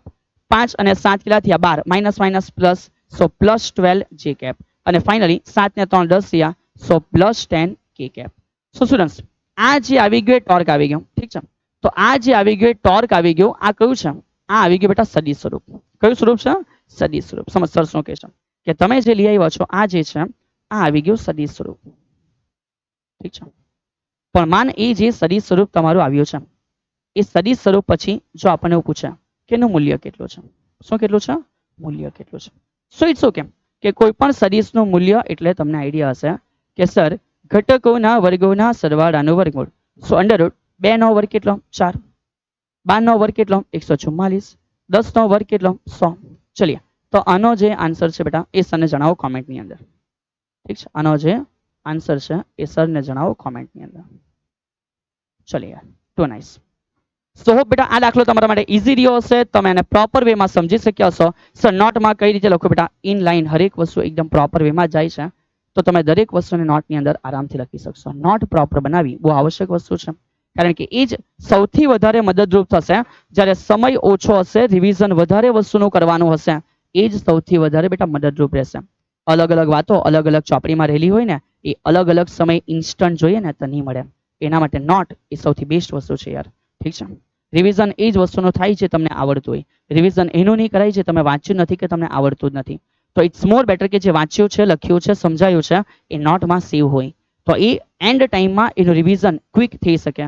નહીં કે શોધવામાં બેટા ટાઈમ બગડ્યા કરે, અને નહીં કે એન્ડ ટાઈમમાં એવી અલગ અલગ વસ્તુઓ પર નજર પડ્યા કરે કે જે અલગ અલગ વસ્તુ પર પડેલી નજર એ તમને ડિમોટિવેટ કરે યાર. ઠીક છે, ઘણા બધા નાના નાના પાસાઓ છે, હરેક ઉપર ધ્યાન આપવું બહુ આવશ્યક વસ્તુ છે યાર. ચલિએ સર આના પછી શું છે તો સમજ અહીં એવું કીધું છે દર્શાવો કે કોઈ એક કણ. ઠીક છે, દર્શાવી દેશું સર કોઈ એક કણ તો દર્શાવવાનો છે. ચલિए આવી ગયો બેટા, માનો કે કોઈ એક કણ છે તો કે હા સર. ચલિए દર્શાવો કે કોઈ એક બિંદુની સાપેક્ષે અચળ વેગથી ગતિ કરતા કોઈ એક કણનો કોણીય વેગમાન સમગ્ર ગતિ દરમિયાન અચળ રહે. ઓ બાપરે યાર, સો આ શું પૂછી લીધું? ખબર નહીં પડી. મતલબ કે આને કેવી રીતે તમે સોલ્વ કરશો? સમજ બહુ સિમ્પલ ઘટના છે. એ લોકો કોની વાત કરી છે તો સર અહીં એ લોકો જે વાત કરી છે કણ વિશે કરી છે. તો માન સર અહીંયા કણ ડ્રો કરે છે, માન આ કોણ છે? તો માન બેટા આ કણ પી છે. ઠીક છે, તો કે હા સર. આ કણ પી કયા પ્રકારની ગતિ કરે છે? સર કીધું છે કણ પી કરે છે રેખીય ગતિ. ચલિए ઇટ્સ ઓકે. સો સ્ટાર્ટ કરી દે બેટા. આ કણ પી આ રીતે એક રેખીય ગતિ કરે છે. ઓકે સર, તો એની રેખીય ગતિ દરમિયાન અલગ અલગ બિંદુએ હોઈ શકે? બોલો હા કે બોલો ના? તો કે સર હોઈ શકે, ડેફિનેટલી હોઈ શકે, આપણે ના નહીં કહી શકીએ. તો માન યાર આ કણ પી આવી કોઈ જગ્યા હશે. ઠીક છે, માન બેટા આ કણ પી આવી કોઈ જગ્યા હશે, અથવા આવી કોઈ બી અલગ અલગ જગ્યા હશે. દર્શાવો કે કોઈ એક બિંદુની સાપેક્ષે અચળ વેગથી, મતલબ કે કોઈ પર્ટિક્યુલર બિંદુ છે, આપણે ધારી લઈએ. સમજ યાર, કોઈ બી જગ્યા અહીંયા લઈ લે કોઈ ફેર નહીં પડે. તો માન યાર આપણે ધારી લઈએ કે કોઈ બિંદુ છે યાર. તો સપોઝ સર એમ કહે છે કે આ જગ્યાએ એક બિંદુ છે, ધારી લે બિંદુ એ છે. ઠીક છે, ધારી લો બિંદુ કયું છે? એ છે. તો બિંદુ એ ને અનુલક્ષીને હરેક વખત બેટા હરેક વખત એનો જે વેગ છે ને એ એક સમાન છે. મતલબ કે એના ત્યાંથી જ્યારે જોઈ છે ત્યારે એના માટેનો અચળ વેગ છે. કયો વેગ હશે? તો કે રેખીય વેગ. અચળ વેગ કયો છે? રેખીય વેગ. થી ગતિ કરતા કોઈ એક કણનો કોણીય વેગમાન સમગ્ર ગતિ દરમિયાન અચળ રહે, આવું તમારે પ્રૂવ કરવાનું છે. તો સપોઝ સર શું કહે છે યાર, તમે જો આટલી મેટર સમજી ગયા તો સર તમને એક નાની વસ્તુ આઈડિયા આપી શકે અને ઈઝી છે તમારા માટે સમજવી. બેટા ચેક કર આટલું ડિસ્ટન્સ કેટલું હશે? તો સર એ તો અમને ખબર નથી કે આટલું ડિસ્ટન્સ કેટલું હશે. તો સમજ એ જ આઈડિયા આપે છે સર કે આ જે ડિસ્ટન્સ છે એ કેટલું હશે યાર. ચલિए શાંતિથી સમજવા ટ્રાય કરીએ. માન યાર કે સર અહીંયા અલગ અલગ જેની પોઝિશન છે એ અલગ અલગ પોઝિશનો માટે એક અલગ અલગ વેક્ટર બનાવે છે કે આ શું હશે? તો કે આ એ જગ્યા હશે જ્યાં એ સર પદાર્થ પોતે રહેલો છે. તો જે જગ્યા એ પદાર્થ પોતે રહેલો છે તો એના માટે સર કહી શકે કે આ શું હશે? આ એના માટે સર એનો આર હશે. ઠીક છે, ઓકે. આ કોણ છે? તો કે સર આ બાજુ એ જાય છે તેનું વેગમાન પી હશે. અને આ શું છે? આર અને પી ની વચ્ચેનો ખૂણો છે. તો કે હા સર. સિમિલર સમજ બેટા, સર કહે છે કે આ શું છે? તો સર એના અલગ સમયનો કોઈ આર હશે તો કહી શકાય R1 છે. હા, પી તો અચળ રહેશે. કેમ સર? દળ અને વેગ બદલાતો નથી. તો મને શું આ સમય દરમિયાન આના માટે R2 હશે? તો કે હા સર. પી તો સેમ રહેશે. અને આ શું છે? બેની વચ્ચેનો ખૂણો થીટા છે જે બદલાશે. કોઈ વખત θ1 કોઈ વખત θ2, મારી કોઈ ના નથી. ભલે ને એ કંઈ પણ હોય, મારે લખવું છે કોઈ પણ સમયે શું કોણીય વેગમાન. તો સર લખી શકે કે હે મારા વિદ્યાર્થી મિત્ર, જો મારે લખવું છે કોણીય વેગમાન, તો કોઈ પણ સમયે કોણીય વેગમાન દર્શાવવા માટે મારી પાસે શું હાજર છે? That L. L is equal to R cross P. L is equal to R cross P. અને માટે મેં મૂલ્ય માટે કહી શકું કે એલ બરાબર આર પી ઇન્ટુ કયા થીટા? તો કે સર સાઇન થીટા. ચલિए, so L is equal to આ પી, પી નો મિનિંગ છે એમ ઇન્ટુ વી, અને આમાં ભેગું કરી દેતા આ થયા આર સાઇન થીટા. હવે બહુ શાંતિથી સમજશે. આ આર સાઇન થીટા શું છે? તો માન બેટા આ આર હશે, આ આર હશે, જેનો બી આર હશે, કોઈના નથી યાર. તો સમજ અહીંયા સર શું કહે છે? અહીંયા જે આ લંબ અંતર છે બેટા, જે આ શું છે? લંબ અંતર છે. ઓકે સર, કોઈના નથી. આ લંબ અંતરને તમે શું કહી શકો? તો કે સર અહીંયા ખૂણો થીટા છે, તો આ તરફ પણ ખૂણો થીટા હશે. તો કે હા. તો જો થીટા છે તો આ સામેની બાજુ હશે. બોલ બેટા હા કે ના? તો કે યસ સર. તો સર લખી શકે કે સાઇન થીટા બરાબર સામેની બાજુ એપી ના છેદમાં કોણ છે? R. So now I can say that AP is equal to r sin theta.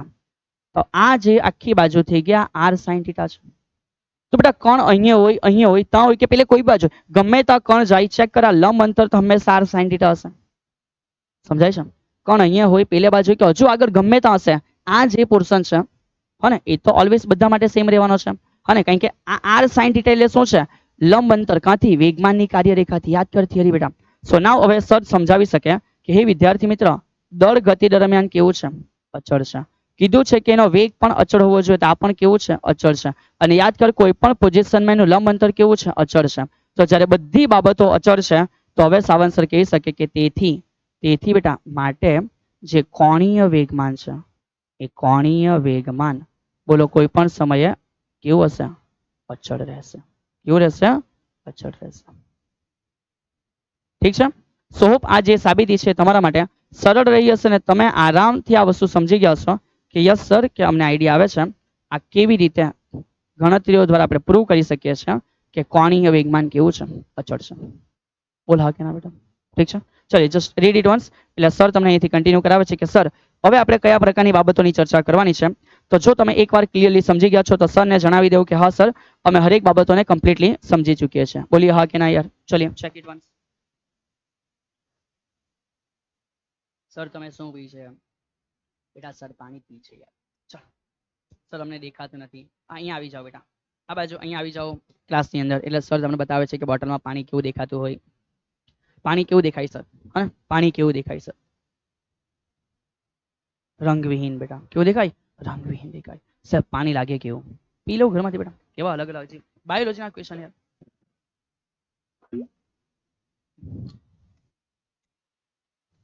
ચલિए સાહેબ તમે કેમ પાણી પીધું યાર? અરે ઇન્સાન છું યાર, ઇન્સાન છું મતલબ કેમ? ચલિए સમજતા ગયા. શરૂઆત કરીશું વિદ્યાર્થી મિત્ર નેક્સ્ટ અહીંથી આગળ કે સર આપણે અહીંયા શું સમજવાના છે. તો વી કન્ટિન્યુ. અરે યાર એક ઇમ્પોર્ટન્ટ ઇન્ફોર્મેશન તમને આપવાની હતી, ધ્યાન રાખજો યાર. એક મેરેથોન ક્લાસ છે કે જેની અંદર હે ને આપણે કમ્પ્લીટલી બધી વસ્તુને રિવાઇઝ કરવા જઈ રહ્યા છે તમારી ફર્સ્ટ એક્ઝામ નિમિત્તે. તો એ મેરેથોનનો અચૂક રવિવારે લાભ લેવાનું ભૂલતા નહીં બેટા. જો તમે આ બાબત નોટ કરી છે તો મને એકવાર જણાવી દો કે yes sir we are ready યાર. ચલિए ટુ નાઇસ. તો સમજ યાર સર શું કહે છે કે આટલી માહિતી પતી ગઈ સર, પછી અમે શું ભણેલા? તો ભાઈ આના પછી આપણે અલગ અલગ ટોપિકો ભણ્યા છે. એ ટોપિકોમાંની જ એક વસ્તુ છે, નામ શું છે? તો કે ભાઈ જડત્વની ચાક માત્રા છે. ઓકે, તો આના પછી આપણે સમજ્યા છે જડત્વની ચાક માત્રા. એમ તો બહુ બધી અલગ અલગ વસ્તુ આવી છે, આપણે હરેક વસ્તુ જોવાના છે. તો એક જડત્વની ચાક માત્રા છે. બીજી એક વસ્તુ હતી આપણે જે સમજ્યા છે એ બળયુગ્મ છે. શું છે? બળયુગ્મ છે. આના સિવાય પણ અમુક ચર્ચા હતી જેને આપણે કહેતા હતા સર આપણે ઉચ્ચાલન સમજ્યા છે. શું સમજ્યા છે? ઉચ્ચાલન સમજ્યા છે. આની પાસે બે અગત્યના એવા દાખલા છે જે ઉચ્ચાલનમાં બેટા થઈ શકે 5 માર્કમાં પૂછી શકાય એવા સમ્સ છે. ઠીક છે? સો બી મોર કેરફુલ અબાઉટ ધેટ સમ યાર એલ્સો. ઓકે સર એ સમ્સ નહીં પૂછાય બેટા એવું નથી યાર. આ ચેપ્ટરમાંથી 5 માર્કનો સમ પૂછાઈ શકતો હોય, how we can say sir એ નહીં પૂછાઈ શકે? બીકોઝ એ બંને સમ્સ એટલા ઇમ્પોર્ટન્ટ છે કે એને 5 માર્કમાં તમે પૂછી શકો એવું જ થાય યાર. ઠીક છે? તો આ બાબતો આપણે જે સમજ્યા છે એ ઓરિએન્ટેડ આગળ વધ્યા કે સર હવે અહીંયા શું છે નેક્સ્ટ સમ્સની અંદર. તો ચેક કરીએ બેટા.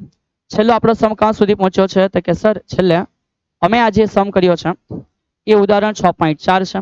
તો ડેફિનેટલી આ જે સમ કર્યો હશે સર એના પછી ઉદાહરણ અમારો 6.5 છે. ચલિए ટુ નાઇસ. આગળ વધ્યા. આના પછી આપણે આ જે જોયો એ ડેફિનેટલી ઉદાહરણ 6 પોઈન્ટ કયો હશે? 6 હશે. ચલિए સો નેક્સ્ટ આના પછી જે છે બેટા આ છે તમારા માટે ઉદાહરણ 6.7 કોમન છે યાર. ઠીક છે, ખાલી સમજવા પૂરતો સમજી લો, બહુ વધારે પડતો આમાં ટેન્શન લેવાની આવશ્યકતા નહીં. દર્શાવો કે કોઈ બળ યુગ્મની ચાક માત્રા એ બિંદુ પર આધારિત નથી કે જે બિંદુને અનુલક્ષીને તમે ચાક માત્રાઓ લીધી હોય. અરે યાર સર આ શું કહે છે? સૌથી પહેલા સમજ યાર, એ લોકોએ વાત કરી કોના વિશે? તો સૌથી પહેલા એ લોકોએ ચર્ચા કરી બળ યુગ્મ વિશે. તે કામ કર, સર બળ યુગ્મ બતાવે. આ પહેલું બિંદુ, તો કે હા. માના બીજું બિંદુ, તો કે હા સર. આ પહેલા બિંદુ પર કંઈક બળ લાગે છે, ધારી લે F છે બેટા. અને બીજા બિંદુ પર બી બળ લાગે છે, ધારી લેવું કે F છે. હવે કેટલા વ્યક્તિને ખબર પડે કે હા સર આ બળ યુગ્મ છે? મને કેવું તૈયાર તો જ પ્રોપર વેમાં આપણે સમજ્યા છે એવું કહી શકાય. કેટલા જણને ખબર પડે કે આ બળ યુગ્મ છે? યાદ કરો, સરે કીધેલું કોને બળ યુગ્મ કહેવાય. યાદ કરો મારા વિદ્યાર્થી મિત્રો, સરે સમજાવેલું કે કોને બળ યુગ્મ કહેવાય. તો બળ યુગ્મ જો ખ્યાલ નથી તો સમજો કે સર બળ યુગ્મ એટલે શું? તો કે યાર બે બળ. કેટલા બળ? બે બળ. પછી તો કે સમાન મૂલ્ય. ચલ ગુડ યાર. બે બળ સમાન મૂલ્ય. અને પછી તો કે પછી વિરુદ્ધ દિશા યાર. ઠીક છે, તો વિરુદ્ધ દિશાના હશે. અને પછી તો કે એક રેખામાં નહીં આવેલા હોય, એક રેખસ્થ ન હોય. એક રેખસ્થ ન હોય. સમજ? એટલે કે એક જ રેખામાં આવેલા નથી. આની લાઈન ઉપર છે, આની લાઈન નીચે છે. તો આવા બળો બળ યુગ્મની રચના કરે અને જ્યાં જ્યાં બળ યુગ્મની રચના થાય બેટા પદાર્થ ગોલ ફરે, ટોર્ક અનુભવશે. શું અનુભવશે? ટોર્ક અનુભવશે. ઠીક છે, ચલીએ તો સર શું કહે છે આપણે તો અહીંયા લઈ લીધું. હવે એવું કીધું છે કે તમે જો કોઈ બિંદુને અનુલક્ષીની ચાક માત્રા લીધી હોય તો સર એકવાર યાદ કરાવી દે કે ચાક માત્રા એટલે શું છે. તો બેટા ચાક માત્રા એટલે બળ માટે છે ને, તો બળ ગુણ્યા અંતર. આ બળ ગુણ્યા જે અંતર તૈયાર થાય અને બળની ચાક માત્રા કહેવાય. આવી રીતે વેગમાન હોય ને વેગમાન ગુણ્યા અંતર તૈયાર થાય તે વેગમાનની ચાક માત્રા બનશે. તો સમજ યાર, કોઈ બી એક ટેમ્પરરી પોઈન્ટ લઈ લઈએ સમજવા માટે. ચલીએ તો તૈયાર થઈ જાઓ. આપણે સમજવા માટે કોઈ પણ એક નાનો પોઈન્ટ લઈ લઈએ છીએ કે માન યાર આ પોઈન્ટને અનુલક્ષીને મેં શોધું છું ચાક માત્રા કેટલી છે. ઠીક છે, તો કે હા સર. તો માનો આનો કંઈક આ રીતે સાંસરીસ હશે, જસ્ટ ફોર એક્ઝામ્પલ. તો આ જે છે યાર, એક કામ કર, લંબ અંતર લેવાનું છે. તો R1 - R2 R1 - R2 R. Okay, so what ever. ચાલ સમજ કે આ R1 છે, આનો સાંસરીસ. અને મને આના માટે આપણે જોઈએ છે તો R2 છે, આનો સાંસરીસ. સર પણ અમને તો એવું ખબર પડે કે અહીંયા જે છે એ પ્રમાણે R ક્રોસ F કરી તો ટોર્ક મળે. એક્ઝેક્ટ. તો સર અહીંયા સમજાવે કે પહેલા ઉપર જે બીજા ઉપર ટોટલ ટોર્ક છે એ ટોટલ ટોર્ક નો મિનિંગ થાય ટો પહેલા ઉપર વત્તા ટો કોના ઉપર? બીજા ઉપર. ચલીએ, સો માટે total torque two is equal to આ પહેલા માટે R1 ક્રોસ શું હશે? એના માટેનું બળ F હશે સર. તો કે યસ સર. પ્લસ બીજા માટેનો સાંસરીસ R2 ક્રોસ એનો જે બળ હશે F હશે. So now I can say torque two is equal to બંને બળો મૂલ્ય સમાન, દિશા પરસ્પર વિરુદ્ધ. એક F પ્લસ અને એક F માઇનસ સમાન. સર બંનેનો F કોમન કાઢી લે. તો અહીંયા સર અમને ખબર પડે, હા અહીંયા તો ક્રોસ ગુણાકાર છે. ઇટ્સ ઓકે યાર. ચલ પેલી બાજુ કોમન કાઢી લે, ટેન્શન નહીં લો. તો માન યાર સર પેલી બાજુ F કોમન છે ને આઉટસાઇડ લઈ લે છે. આ F બંનેમાં M સેમ છે પણ દિશા પરસ્પર વિરુદ્ધ છે. તો આ થયું R1 - R2. આ R1 - R2 ક્રોસ પછી લખી શકાય કે આ કોણ છે? F છે. હવે યાર સર અહીંયા શું કહે છે સમજ. સર જે કહે છે સમજ કે આ જે છે તમારું થયું ટોર્ક. હવે બિંદુ અહીંયા લેતે આ બાજુ લેતે કે આ બાજુ લેતે? શું આ એના માટે R12 નથી? હા, તો જો આ એના માટે R12 છે તો હર વખત આન્સર સેમ આવવાનો કે નહીં આવવાનો? સમજ સર શું કહે છે? R1 છે, R2 છે, તો આ એના માટે R12 થયો. તો તમે કોઈ બી જગ્યા પોઝિશન લેવો R1 - 2 તો જવાબ આ જ આવશે યાર, ઉગમ બિંદુનું નિરીક્ષણ. સો હવે ખબર પડે કે સર હા અમે સમજી ગયા કે હર વખત આ પોર્શન કેવો આવશે? અચળ આવશે. અને F તો ઓલરેડી બંને માટે સેમ છે બેટા. ઠીક છે, તો કે આ બી ફિક્સ છે. સો તેથી કહી શકાય કે હર વખત F અને આ ફિક્સ છે. તો જે ટોર્ક છે બેટા, જે ટોર્ક છે એટલે કે જેની પરિણામી ચાક માત્રા બળ ગુણ્યા અંતર, આ બન્યું ટોર્ક. અને જે ટોર્ક છે બેટા એ જેના માટે આપણે અત્યારે કહેતા છે કે આ બળ યુગ્મની અથવા બળની શું છે? ચાક માત્રા છે. અને સેમ છે. સર હજુ ખબર નહીં પડી. ચલ માન તારા માટે સર એક બિંદુ લઈ લે છે બેટા. સપોઝ કે સર એક એક્સ્ટ્રા પોઈન્ટ લઈ લે છે. માને આપણે આ રેડ પોઈન્ટ લઈ લઈએ કે અહીંયાથી આપણે ગણત્યા, જસ્ટ ફોર એક્ઝામ્પલ. તો શું આ એના માટે R1 થતે? તો કે હા સર. શું આના માટે R2 થતે યાર? શું આના માટે R2 થતે? તો કે હા સર. શું સ્ટીલ R1 R2 આ જ હતા? તો કે યસ સર એ જ હતા. સમજ હજુ એક સર એક્ઝામ્પલ લઈ લેશે કે આ તરફ મેં અહીંયાથી કેલ્ક્યુલેટ કરતા. તો શું આ એના માટે R1 થતે? તો કે હા સર. શું આ આના માટે R2 થતે? તો કે હા સર. પણ સેમ R1 R2 તો બધા કિસ્સામાં સેમ રહેતા. તો કોઈ બી પોઈન્ટ લઈ લો આ તો સેમ આવશે. તો કે હા સર. અને બળ બી સેમ જ લાગવાનો છે. સો સર કેન સે કોઈ પણ બિંદુને અનુલક્ષીને તમે જો ગણો છો તો એ બિંદુ ઉપર આધાર નહીં રાખશે બેટા, આન્સર સેમ રહેશે. હોપ સો તમને થોડું ખબર પડ્યું હશે, બટ સર પોતે કહે છે કે આ સમજવા માટે છે. સો જસ્ટ એને અન્ડરસ્ટેન્ડિંગ પાર્ટ સ્વરૂપે રાખો, સમજી લો. ઇટ્સ ઓકે, બહુ ટેન્શન લેવાની આવશ્યકતા નથી. પણ આ બધા ધ્યાન રાખજો કે કોને બેટા આપણે શું કીધું છે? બળયુગમાં કીધું છે બેટા. શું કીધું છે? બળયુગમાં કીધું છે. ઠીક છે, કોઈ બચ્ચો આ ના ભૂલે યાર. Okay, hope so you understand it properly. Now we are going to ahead on a very much important sum here.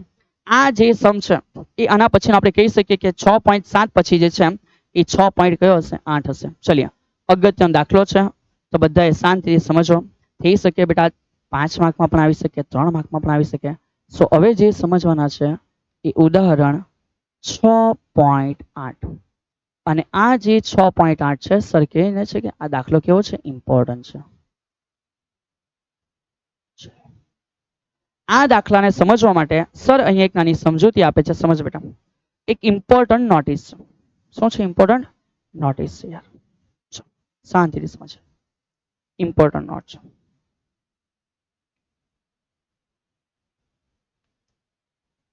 તો ઇમ્પોર્ટન્ટ નોટ શું છે એ સમજો કે જો પદાર્થ રેખીય સંતુલનમાં છે, ઠીક છે, કેવા સંતુલનમાં છે? રેખીય સંતુલનમાં છે. તો જ્યારે કોઈ પદાર્થ રેખીય સંતુલનમાં હોય તો ધ્યાન રાખજે સર શું કહે છે કે જો આ તરફ બળ F1 અને આ તરફ બળ F2 હોય, આ તરફ જો બળ F3 અને આ તરફ બળ F4 હોય, so you can say that F1 બરાબર શું હશે? F2 અને F3 બરાબર શું હશે? F4. આ કન્ડિશન છે શાના માટેની? આ કન્ડિશન છે બેટા એના સંતુલન માટેની. તો રેખીય સંતુલન માટે ઉપરનો બળ બરાબર નીચેનો બળ, ડાબી બાજુ બરાબર જમણી બાજુ. આ થયું રેખીય સંતુલન. પણ હવે સમજ યાર કે એ જ વસ્તુ સર તમને આઈડિયા આપે છે કે યાર રેખીય સંતુલન નથી. ઓકે સર, તો હવે સમજ રેખીય સંતુલન નથી, પણ હવે કયું સંતુલન છે? તો કે કોણીય સંતુલન છે. તો જો કોણીય સંતુલન હોય અને એના માટેની મને કોઈ શરત પૂછે તો આનો મિનિંગ એવો છે કે એનો જે ટોટલ નેટ ફોર્સ છે, એનો ટોટલ કુલ પરિણામી બળ શૂન્ય છે. એ રીતે આના માટે વસ્તુ એ છે કે આના માટે પરિણામી નેટ ટોર્ક કેટલું થવું જોઈએ? 0 થવું જોઈએ. સર હવે કઈ રીતે? તો માન યાર સર અહીંયા એક નાનો પદાર્થ લઈ લે છે. જસ્ટ ફોર એક્ઝામ્પલ આપણે એક નાનો પદાર્થ લઈ લઈએ છીએ. આ જે પદાર્થ છે એના માટે માન એક બળ લાગે છે F1 અને એનું કંઈક અંતર છે, ધારી લે R1. માન એક બળ લાગે છે F2, ધારી લે આનું કંઈ અંતર હશે R2. અને માન અહીંયાથી હજી એક બળ લાગે છે R અને આનું કંઈક અંતર હશે, એને R3 કહી દે. તો હવે અહીંયા સમજ સર શું કહે છે? આના માટે આપણી એ કન્ડિશન છે કે જે રીતે અહીંયા બળ 0 છે એ રીતે અહીંયા ટોર્ક એ જેટલું ડાબું એટલું જમણું એવું થવું જોઈએ. તેનો મિનિંગ સમજ સર શું કહે છે? અહીંયા સંતુલનમાં ત્યારે થશે જ્યારે ટોર્ક જેટલું લાગે સમઘડી બાજુ એટલું જ ટોર્ક લાગે વિષમઘડી બાજુ.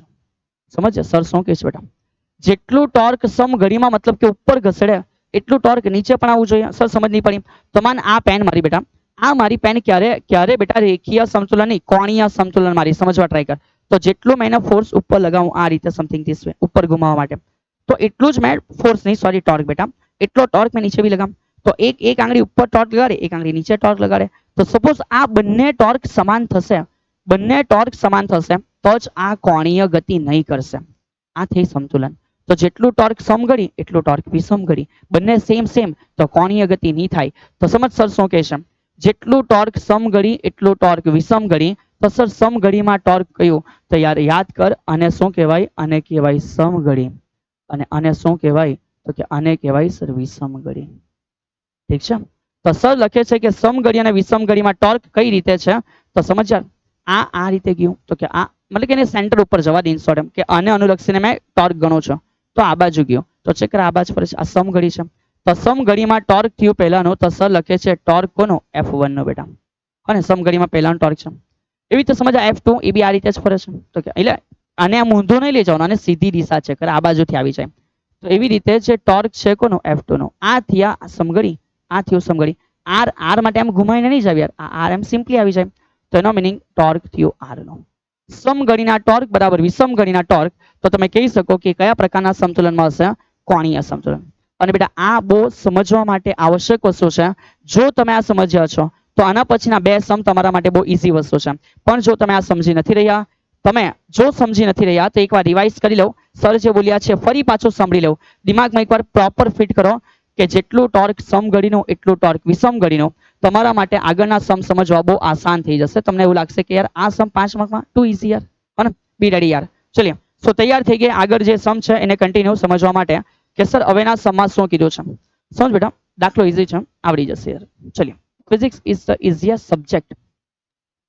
70 સેન્ટીમીટર લાંબા અને 4 કિલોગ્રામ દળના એક ધાતુના સળિયાને બંને છેડેથી 10 સેન્ટીમીટર દૂર મૂકેલા બે છરીધાર નાઇફ એજ પર ગોઠવેલ છે. એક છેડાથી 30 સેન્ટીમીટર દૂર એક 6 કિલોગ્રામ બોજ છે, એને પણ લટકાવ્યો છે. બોજ એટલે કોણ બેટા? બોજ એટલે ભાર. કોણ બેટા? ભાર. ચલિए, ભણતર ભાર રૂપ બની ગયું છે. ચલ દિમાગથી કામ લેવું, શાંતિથી. લટકાવવામાં આવેલ છે. છરીધાર પ્રતિક્રિયા બળો શોધો. કે છરીધાર જે નાઇફ એજ છે એના પર પ્રતિક્રિયા બળ છે શોધો. આ સળિયો નિયમિત આડછેદનો છે, સમાંગ છે ઉધારો. ચલિए બેટા, તો પિક્ચરની શરૂઆત કરીએ. સૌથી પહેલા આપણે અહીંયા શું કરીએ, એ લોકો કીધું છે કે એક સળિયો છે, એક શાંતિથી સળિયાને લઈને સમજવા પ્રયત્ન કરશો. તો બેટા આપણા માટે એક સળિયો છે, ઠીક છે, થોડું ડિસ્ટન્સ એવું રાખીએ કે આપણે સમજી શકીએ. ચલો કોઈ ના, ઓકે સર.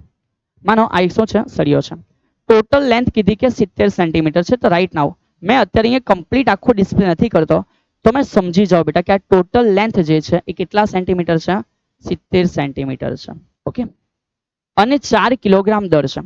તો સૌથી પહેલા સમજ બેટા કે ટોટલ જો 70 હોય, હા સર, તો એનો જે સેન્ટર છે, શું એનો સેન્ટર 35 પર હોય કે નહીં હોય? સર હોય.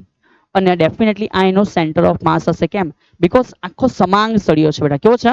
સમાંગ એટલે કે ઇક્વલી ડિસ્ટ્રીબ્યુટેડ છે બધી બાજુ. તો આપણે કહી શકીએ કે એનો સેન્ટર 35 પર હશે. ચલ ટુ નાઇસ બેટા, આગળ વધીએ. 4 કિલોગ્રામ દળનો છે. તો સર એવું કહી શકીએ કે આના પર અત્યારે નીચે એક બળ લાગતું હશે, જેને આપણે કહી શકીએ કે એનું વજન બળ હશે બેટા. જેને સર એવું કહી શકીએ કે એનું શું હશે? વજન બળ હશે. તો આ થઈ ગયું એના માટે W. આ W is equal two mg. અને જો મને મન થાય તો કેલ્ક્યુલેટ પણ કરી શકો કે W કેટલું હશે. તો સર દળ સળિયાનો 4 છે, ગુરુત્વ પ્રવેગ 10 લઈ લઈએ. સો સર કહી શકે કે આ W હશે બેટા 40 ન્યૂટન. તો W એ વજન બળ છે, અને વજન બળ કેટલા ન્યૂટન છે? 40 ન્યૂટન છે. આવું તમને ડેફિનેટલી સમજ પડવું જોઈએ યાર. હવે આગળ વધે છે. સર શું કહે છે વાંચો. સળિયાના બંને છેડે 10 સેન્ટીમીટર દૂર આપણે બે છરીધાર રાખેલા છે. તો હવે સમજો, એ લોકો અહીંયા કીધું કે આપણે એને ટેકા આપેલા છે 10 સેન્ટીમીટર દૂર બંને ધારોથી.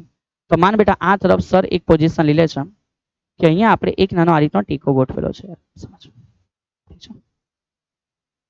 તો આ રીતે આપણે અહીંયા એક એના માટે નાનો શું ગોઠવ્યો છે? ટેકો. યાર આ મજા નહીં આવે. ચલે, અને એ રીતે સપોઝ કે અહીંયા પણ સર એવું કહે છે કે આના માટે એક આપણે નાનો ટેકો ગોઠવ્યો છે યાર. ઠીક છે. તો આ જે ટેકા છે બંને ટેકા માટે એવું કીધું છે કે ડિસ્ટન્સ છે 10 સેન્ટીમીટર છે. સમજ સર શું કહે છે? આટલું જે ડિસ્ટન્સ છે 10 છે. તો કે હા સર સમજ પડે. સિમિલર આટલું જે ડિસ્ટન્સ છે એ કેટલું હશે? 10 છે. તો કે હા સર સમજ પડે. તો જો એ ડિસ્ટન્સ 10 હોય તો સમજ યાર સર શું કહે છે? આ બાકીનો ડિસ્ટન્સ કેટલું હશે? સર 25 હશે. ચલિए ટુ ઇઝી. તો હવે ખબર પડી ગયો હશે કે આ 25 હશે. કેમ? ટોટલ 35 છે. અને બોલો આ પણ કેટલું હશે? તો કે સર 25 હશે. કેમ? કારણ કે ટોટલ કેટલું છે? 35 છે. ચલિए અહીંયા સુધી ક્લિયર. હવે આગળ વાત કરીએ કે આ ટેકા કરે શું બેટા? તો સળિયા પર એકચ્યુઅલમાં વજન બળ લાગે કા નીચે, પણ ટેકા એને સપોર્ટ આપે એટલે બળ ઉપર લગાડતા હોય. તો હરેક વ્યક્તિ આ બાબતનું ધ્યાન રાખે કે ટેકાનું જે છે બેટા રિએક્શન, જે તમને કીધું પ્રતિક્રિયા બળ. પ્રતિક્રિયા બળ એટલે બેટા રિએક્શન. શું છે? રિએક્શન. તો સર આ રિએક્શન ફોર્સમાં આના માટે જે પ્રતિક્રિયા બળ છે સર કેમ ઉપર લખ્યું? બેટા સમજ, વજન બળ લઈ જાય નીચે તો ટેકો આપે ઉપર બેટા, હા ને? તો તે પ્રતિક્રિયા બળ થયું ને. ચલિए, સો અહીંયા જે છે માનો પ્રતિક્રિયા બળ R2 છે.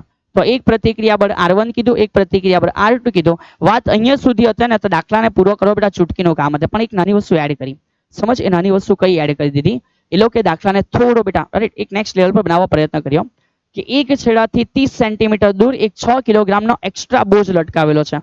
તો સર તમને કેલ્ક્યુલેટ કરીને આપે છે કે ભાઈ માન અહીંયા એક એક્સ્ટ્રા બોજ છે, જે બોજ 6 કિલોગ્રામનો 30 સેન્ટીમીટર. તો આપણે આ છેડો પસંદ કર્યો. આ છેડાથી 30. સર 30 એટલે કેટલું? તો સમજ યાર, અહીંયાથી આ બાજુ 30 લ્યા, જસ્ટ ફોર એક્ઝામ્પલ. ઓકે, તો આ કેટલું હશે? સર આ 10 હશે. કેમ? ટોટલ 35 થવું જોઈએ. Too nice. તો અહીંયાથી કેટલું? 30. અહીંયાથી કેટલું બેટા? 30. તો બોલો અહીંયાથી કેટલું? તો કે સર 10. તો આ 10 ના ડિસ્ટન્સ ઉપર આપણે એક એક્સ્ટ્રા બોજ લટકાવેલો છે બેટા. ઠીક છે. આ 10 ના ડિસ્ટન્સ ઉપર એક આપણે શું કર્યો? એક્સ્ટ્રા બોજ લટકાવ્યો છે. ચલ સમજ બેટા એ એક્સ્ટ્રા બોજ કેટલો છે? તો જે એક્સ્ટ્રા બોજ અહીંયાથી લટકી રહ્યો છે નીચેની તરફ, એને આપણે અત્યારે પોતે બોજ છે પણ આપણે કંઈક નામ તો આપી દઈએ ને. શું નામ આપી દે? એક કામ કરે ડબલ્યુ કહી દે, W1 કહી દે, સમજવામાં ઈઝી રહેશે યાર. ઠીક છે. તો આ W1 જે એક્સ્ટ્રા બોજ છે એમાં m કેટલું છે? તો કે સર m 6 કિલોગ્રામ છે. તો W is equal two mg. તો m કેટલું છે સર? 6. g કેટલા? તો કે 10. તો જવાબ કેટલો? તો કે સર 60. ચલિए too nice. Hope you understand it properly. હા કે ના? તો અત્યારે અહીંયા બે રિએક્શન છે, એક રિએક્શન પહેલું અને એક રિએક્શન બીજું. ટોટલ ડિસ્ટન્સ 70 છે. બંને ફાચર બેટા આ જે એજ છે એ 10 અને 10 છે, તો ટોટલ વચ્ચે 50 બચ્યો. 50 નું અડધું 25 25 છે. વચ્ચે દ્રવ્યમાન કેન્દ્ર છે. કોઈ એક છેડાથી 30 એટલે અહીંયા 35 થી બીટા 10 ઓછા એટલે અહીંયા આવી ગયું 25. ના સર, આ તો 25 આવી ગયો. કોઈ એક છેડાથી 30 અહીંયા 10 થી અહીંયા 5 આવવું જોઈએ. સોરી બેટા, કોઈ એક છેડાથી 30 છે તો આ 10 ની આ કેટલું આવવું જોઈએ? 5 આવવું જોઈએ. તો એવું કહેવાય ને કે કોઈ એક છેડાથી કેટલું છે? 30 છે. ઠીક છે. ચલિए ટુ નાઇસ. તો કોઈ એક છેડાથી 30 ઉપર આપણે એક બોજ લટકાવેલો છે જે 6 કિલોગ્રામ એટલે લખી શકાય કે 60 ન્યૂટન હશે. કેટલું હશે? 60 ન્યૂટન હશે. હવે આપણું કામ છે કે છરી ધાર પર પ્રતિક્રિયા બળો એટલે કે R1 અને R2 કેટલા છે શોધવાના છે. ચલિए સર સમજી શકે છે કે દાખલો એકદમ જ અલગ પ્રકારનો છે, કારણ કે કંઈક નવું ભણવાના ને યાર, મજા તો જ આવશે યાર. તો સૌથી પહેલી શરૂઆત કરીએ આપણે આ દાખલાને કેવી રીતે સોલ્વ કરશો. તો સૌથી પહેલા બેટા સમજ્યા, આપણે બે પ્રકારના સમતુલન એપ્લાય કરીશું. આ સળિયો આ બોજ લટકાવ્યા પછી બી ગતિ નથી કરતો, તો કહી શકાય કે રેખીય સંતુલનમાં છે. હા સર, જેટલા બળ ઉપર એટલા બળ નીચે. સિમિલર સમજ બેટા. સર એવું પણ કહી શકીએ કે કોણીય સંતુલનમાં પણ છે. કેમ? કોણીય ગતિ થોડી કરે છે. તો બંને બાબતોને સમજ્યા. સૌથી પહેલા આપણે લખીશું ક્યાંથી? તો કે રેખીય સંતુલન અનુસાર. ચલિए તો સર લખે છે રેખીય સંતુલન. ચલિए ટુ ઇઝી. તો રેખીય સંતુલનમાં સમજ્યા તો સર જેટલું બળ ઉપર એટલું બળ નીચે. તો સર આરામથી જોઈ શકે સર R1 અને R2 ઉપર છે, W અને W1 નીચે છે. સો ઉપરનું બળ બરાબર નીચેનું બળ તો જ સંતુલનમાં હશે. સો R1 વત્તા R2 નો મિનિંગ છે સર એક નીચે જે છે 40 છે અને બીજું જે છે 60 છે. તો લખી શકાય કે 40 વત્તા 60 એટલે કે W પ્લસ W1. બેટા એક કામ કરીને લખી દો ને. ચલિए બેટા તમારા માટે એકદમ કમ્પ્લીટલી W પ્લસ W1 અને 40 અને કેટલા છે? 60 છે. સર કહી શકીએ ભેગા થઈને બની ગયા 100 ન્યૂટન અને આપી દો સમીકરણ નંબર બેટા 1. ઠીક છે. આ જે તમે સમજ્યા કે કેટલા ન્યૂટન? 100 ન્યૂટન.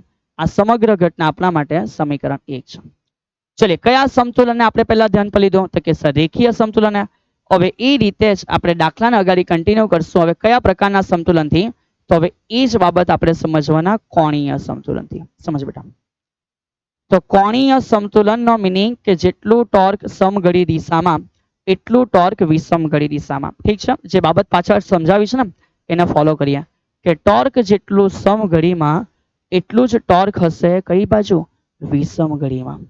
તો કહી શકાય કે એ ચાકગતીય સંતુલનમાં હશે. બેટા સમજ યાર, સર કઈ રીતે આઈડિયા આપે છે. આનો ટોર્ક આ તરફ જશે. થોડું સમજવા ટ્રાય કર. આનો ટોર્ક આ તરફ જશે. તો કે હા સર અહીંયા સેન્ટર છે. તો આ કઈ દિશા? સમઘડી. Too nice. આનો ટોર્ક આ તરફ જશે કારણ કે અહીંયા છે સેન્ટર ઓફ માસ. બેટા અહીંયા આપણે ટોર્ક ગણશું. કોઈક બિંદુ આપી દો, એ બિંદુને અનુલક્ષીને. કયા બિંદુ ને? કોણીય સંતુલન બિંદુ એ માટે. બિંદુ એ ને અનુલક્ષીને. ઠીક છે. ચલિए સમજતા જાઓ. તો બિંદુ એ ને અનુલક્ષીને યાર સપોઝ કે અહીંયાથી આનો ટોર્ક આ તરફ જશે. આનો ટોર્ક સર એ પર આ રીતે પહોંચે તો આનો ટોર્ક આ રીતે હશે યાર. ચલિए ટુ નાઇસ. સર આ તો પોતે જ બેટા ત્યાં છે તો આનો ટોર્ક શૂન્ય થશે. એ માટે આ પોતે બેટા હવે એ પોતે સેન્ટર પર છે, લાઈન પર જ છે. તો સર ટોર્ક કેવી રીતે ઝીરો મને ખબર નહીં પડી. અરે torque two is equal two R cross F. જ્યારે કોઈ ખુદ લાઈન પર હોય, જ્યારે ખુદ લાઈન પર હોય તો એનો ટોર્ક કેવી રીતે આવે? આમાં અહીંયા છે અને અહીંયા જ બળ બી છે. તો F તો આવી ગયું પણ R તો 0 છે ને. લંબ અંતર હોય ને લંબ અંતર એને આપણે R કીધું. યાદ કર બેટા. ઠીક છે. તેથી બેટા અહીંયા ટોર્ક R ક્રોસ F આ પોતે લાઈન પર જ છે બેટા, એટલે એના માટે ટોર્ક શૂન્ય થશે. ઠીક છે. સર એટલે સમજ નહીં પડી. આ પેન છે, આ પેનને એમ મારું તો ચેક કર બળ અને કેન્દ્ર લંબ અંતર આવ્યું. હા પણ નીચે ખેંચું તો લંબ અંતર થોડી આવે. જે બાદ બળ છે એ બાદ R છે એટલે આનો ટોર્ક 0 છે. અને સર આનો ટોર્ક તો કે આ એમ જશે. આનો ટોર્ક થયો તો ચેક કર કેટલા સમઘડી દિશામાં. સર આ તો કે આ સમઘડી. સર આ તો કે આ વિષમઘડી. અને આ તો કે આ બી ઘૂમ્યું વિષમઘડી. ઠીક છે. તો સમઘડી બરાબર વિષમઘડીના. તો સર કહી શકે કે સમઘડીમાં એક જ ટોર્ક છે R1 વાળું. તો લખે છે માટે સર કે ટોર્ક કયું? તો કે R1 no which is equal to વિષમઘડીમાં બે છે, એક R2 નો અને એક આયરુઆ બેટા કોનો? તો કે W1 નો. તો ટોર્ક કોનો? R2 નો વત્તા ટોર્ક કોનો? તો કે W1 નો. ચલિए સો R1 નો ટોર્ક એટલે તો કે બળ R1 અને અંતર આટલું છે બેટા 25 સેન્ટીમીટર, ધ્યાન રાખજો. સો સર લખે છે 0.25, સર લખે છે 0.25 is equal two torque R2, તો કે આ એ કેટલું છે તો કે ખબર નહીં, પણ ડિસ્ટન્સ 0.25, તો ઇઝ ઇક્વલ ટુ R2 જે ડિસ્ટન્સ છે 0.25 છે, વત્તા ટોર્ક, તો કે ચેક કર બેટા, જે આ છે W1 એની વેલ્યુ 60 છે અને એનું ડિસ્ટન્સ છે કે 5 છે, તો સર લખે છે આના માટે W1 અને ડિસ્ટન્સ છે એ 0.5 સેન્ટીમીટર છે ને, 5 ભાગ્યા 100 કરવા બેટા, એટલે 0.05 થશે. કાળજી રાખજો ઉતાવળમાં 0.5 નહીં લખી દેતા. નાઉ સર કેન સેમ કે આ બાજુ આવી જાય હે ને, તો લખી શકાય કે R1 આ બાજુ આવે તો -R2 અને બંનેમાંથી કોમન નીકળી ગયા 0.25. ઠીક છે, બંનેના કોમન 0.25. સામેની બાજુ અહીંયા ચેક કર બેટા, W1 કેટલા છે તો કે સર W1 છે અમારી પાસે 60 અને 60 ગુણ્યા 0.05. સો નાઉ R1 - R2 is equal two, sir આ 60 ગુણ્યા 0.05 તો આન્સર એક ટપકું પેલી બાજુ, પેલા 0.5 અડધા, તો 60 અડધા થયા 30, ચલિए 2 નાઇસ, પણ 30 ભાગ્યા આવી ગયા 0.25, 30 ભાગ્યા આવી ગયા 0.25, તો સર લખી શકે કે માટે R1 - R2 is equal two, ચલિए 30 ભાગ્યા 0.25 કરો તો કે સર 4 તલી 12 થાય, 2 નાઇસ બેટા, ચલિए તો આવી ગયા 120. હે સાહેબ 120 આવી ગયા, હાઉ ઇટ ઇઝ પોસિબલ યાર, ચલ ચેક કર યાર. અરે યાર અહીંયા 30 ની આવી 0.3 આવી યાર, ચલિए ઠીક છે. સમજતા જાઓ સર શું કહે છે કે 1 0 ગયું તો કે હા 6 થઈ ગયા, તો કે 0.6 ના અડધા 3 થાય બેટા, તો એકચ્યુઅલી આ 3 છે, કેટલા છે 3 અને ભાગ્યા આ થયા 0.025, 0.25 આ થયા 0.25 અને આ આન્સર થયો 12 બેટા, સમીકરણ નંબર 2. તો એક છે મારી પાસે R1 + R2 અને એક છે મારી પાસે R1 - R2. R1 + R2 છે 100, ચલિए બેટા 2 નાઇસ. સો સર કહી શકે કે ભાઈ નંબર 1 સમીકરણ R1 + R2 નો આન્સર મારી પાસે 100 છે, સમીકરણ નંબર 1, અને એ રીતે R1 - R2 નો આન્સર મારી પાસે 12 છે, સમીકરણ નંબર કયો છે 2 છે. સર R1 R2 શોધવાના છે, અરે બિલકુલ ટેન્શન નહીં લેવું, અહીંયા આપણે લઈએ બેટા લોપ, તો જો લોપ લેવામાં આવે તો R1 becomes 2R1, આ નીકળી ગયા is equal to 112. So finally R1 is equal to 112 divided by શું સર 2 ડી એટલે જવાબ 11 આવે. બહુ મારા બેટા, અરે બહુ મારા બેટા ઘરે આવીને બેટા પપ્પાની સામે અને તમારું છોકરો કહે છે 2 ડી 11 આવે યાર, ચલો હા ને આ બાજુ સર 100 ના અડધા 50, 10 ના અડધા 5 55, 2 ના અડધા 1 56. ઓહો 2 નાઇસ. થોડા આનો જે આન્સર છે એટલો થયો 56 ન્યૂટન. સર અમારે એનસીઆરટી માં 56 નથી, અરે બેટા એનસીઆરટી માં 9.8 પ્રમાણે કર્યું છે, સર 10 પ્રમાણે પૂરું કર્યું છે, સર તમે 9 પ્રમાણે ગણશો, સોરી 9.8 પ્રમાણે ગણશો, આન્સર એનસીઆરટી જેવો દેખાઈ જશે. શું ટેન્શન લિયા કરવાનું યાર. ચલિए સો આ થયા R2. સાહેબ હવે R1 કેવી રીતે શોધીએ, બહુ ટેન્શન વાળું કામ છે, અલા ભાઈ ચાલ આ બાજુ. સો માટે R1 + R2 which is equal to 100. So now I can say that R1 which is equal to R1 is R2 શોધવાના છે. So now I can say R2 is equal to sir કેટલા થશે તો કે જે 100 છે -R2. So સર આ 100 -R1 બેટા, અહીંયા 100 - R1 56. સો જે આન્સર છે એ કેટલો પ્રાપ્ત થશે સર સમથિંગ 44. ઓહો ચલિए સો ફાઇનલ ઇટ્સ ડન યાર પ્રોપરલી. Okay 2 nice. ચલિए તો R1 પણ પ્રાપ્ત થઈ ગયો અને તમને R2 પણ મળી ગયો છે કે જે R2 છે કેટલા છે 44. ઓકે અને બીજી એક વાત સર કહે છે જે બાજુ વજન વધારે લટકેલો હશે એ બાજુ રિએક્શન પણ વધારે હશે. ચેક કરો યાર સમજો, અહીંયા ખાલી આ નહીં હતું બેટા, સાથે આ બી આની નજીક છે એટલે અહીંયા રિએક્શન વધારે છે, અહીંયા રિએક્શન ઓછું હશે. ઠીક છે, એટલે R1 પર રિએક્શન વધારે આવ્યું જે 56 છે અને R2 પર રિએક્શન બેટા 44 આવ્યું. ચલિए તો જો તમે આ સમ પ્રોપરલી સમજી ચૂક્યા છો 5 માર્ક તરીકે પૂછવા માટે બેટા એક દાવેદાર ક્વેશ્ચન છે. ચલિए એકવાર સરને જણાવી દો કે yes sir we understand it properly. Hello all my dear students, hello all. ચલિए કમ્પ્લીટ ઇટ પ્રોપરલી. ચલિए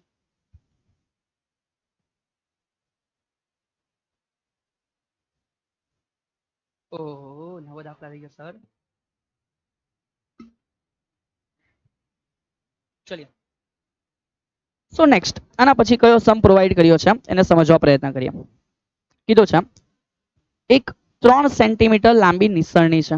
ચલિए કોઈ વાંધો નહીં બેટા. નેક્સ્ટ જે 20 કિલોગ્રામ વજન ધરાવે છે તે ઘર્ષણ રહિત દિવાલ પર ઝુકાવેલ છે, મતલબ કે દિવાલને ઘર્ષણ નથી બેટા, એટલે કે સ્પષ્ટ કીધું છે દિવાલને ઘર્ષણ નથી. ઠીક છે આગળ વધીએ. આકૃતિમાં દર્શાવ્યા પ્રમાણે સર આકૃતિ કાં છે સર બનાવશે બેટા સમજાવતા. ઠીક છે નીચેનો છેડો દિવાલથી 1 મીટર દૂર છે, કોઈ ઇશ્યુ નથી. દિવાલ અને ભોંય તળિયાના પ્રતિક્રિયા બળો શોધો બેટા. સો દિવાલ અને તળિયા ઉપર લાગતા રિએક્શન ફોર્સ ક્યાં હશે એ સમજવા પ્રયત્ન કરવાનો છે. ચલિए સો રેડી થઈ જાઓ બેટા એક હજુ અગાડી નવા ધમાકેદાર દાખલાને સમજવા માટે. ચલિए સો સર આ દાખલો કયો હશે? મે બી પાછળ જે કર્યો છે એ કયો છે 6.8 છે તો આ હશે 6.9 યાર. ઓકે બી કન્ટિન્યુ યાર ઈઝી મસ્ત સમજો 6.9. અગેન ઇમ્પોર્ટન્ટ સમ બેટા. કેવો સમ છે? ઇમ્પોર્ટન્ટ સમ છે. 5 માર્ક તરીકે આવો પૂછાય એવા દાખલા લાગે છે યાર. ચલિए સો શરૂઆત કરીએ.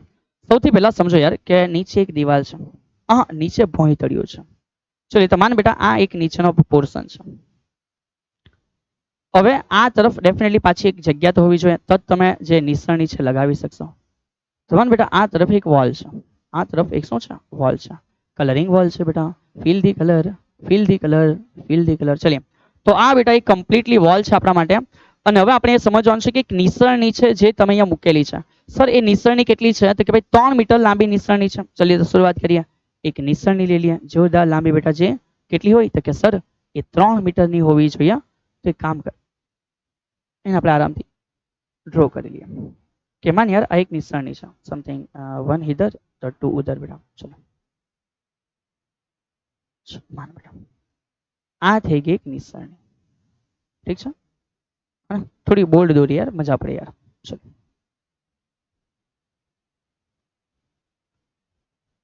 તો માન બેટા આ આવી ગઈ નિસરણી. ઠીક છે તો કે હા સર ઠીક છે. ચલીએ તો નિસરણી તૈયાર છે બેટા. અહીંયા કશે પણ ઘર્ષણ નથી. સમજો કશે પણ ઘર્ષણ નથી. હવે હરેક વસ્તુને સેટ કરી દઈએ. 3 સેન્ટીમીટર લાંબી નિસરણી તો સમજ બેટા આ ડિસ્ટન્સ જે છે 3 સેન્ટીમીટર. આવું તમે ખુદના દિમાગમાં રાખી શકો છો. સર લખી દે છે કે આ નિસરણી જે બી છે એના માટે લેન્થ જે છે બેટા એલ. એ એલ કેટલા સેન્ટીમીટર છે? 3 સેન્ટીમીટર. 20 કિલોગ્રામ વજન છે તો સપોઝ યાર એના માટે જે દર છે m is equal two 20 kg. તો સર કહી શકે કે આના માટે આ એનો સેન્ટર ઓફ પોર્શન હશે માસ. તો કે હા સર. તો અહીં નીચે એક બળ લાગતું હશે. સમજ તો કે હા સર ડેફિનેટલી નીચે એક બળ લાગતું હશે. તમે એક કામ કરો ને દર્શાવીને પૂરું જ કરી દઉં.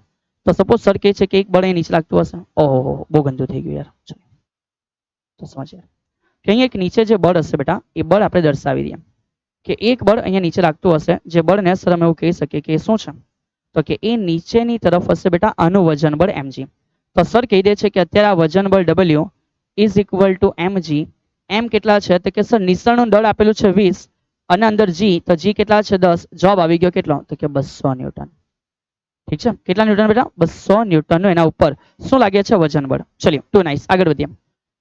ઝુકાવેલ છે આકૃતિમાં દર્શાવ્યા પ્રમાણે નીચેના છેડા 1 મીટર દૂર છે. તો આ જે ટોટલ ડિસ્ટન્સ છે આ ટોટલ ડિસ્ટન્સ કેટલું છે? 1 મીટર છે. કેટલું છે? 1 મીટર. તો સર કહી શકે ટુ ઇઝીલી કે આ ડિસ્ટન્સ કેટલું હશે સર 0.5 મીટર. અને સિમિલર આ ડિસ્ટન્સ પણ હશે 0.5 મીટર. ઠીક છે ચલિए તો 0.5 મીટર 0.5 મીટર ડિસ્ટન્સ એ બી આપણે સમજી ચૂક્યા છે. આગળ વધીએ. દિવાલ અને ભોંય તળિયાના પ્રતિક્રિયા બળ શોધો. હવે એને પહેલા પ્રોપર વેમાં સમજો કે પ્રતિક્રિયા બળ દર્શાવાય કેવી રીતે. ખાલી બંદૂક લઈને ફાયર કરવા નહીં બેસી જાઓ. ચલ હવે સમજ બેટા બહુ શાંતિથી સમજ. પહેલું એ સમજ કે આ દિવાલ કેવી છે તો કે સર એ લોકો કમ્પ્લીટલી કીધું છે કે જે દિવાલ છે એ ઘર્ષણ રહી છે. એટલે દિવાલ પર ઘર્ષણ નથી બેટા. ભોંય તળિયા માટે કોઈ વાત નથી કરેલી યાર. ચલ તળિયા માટે રાઈટ છે.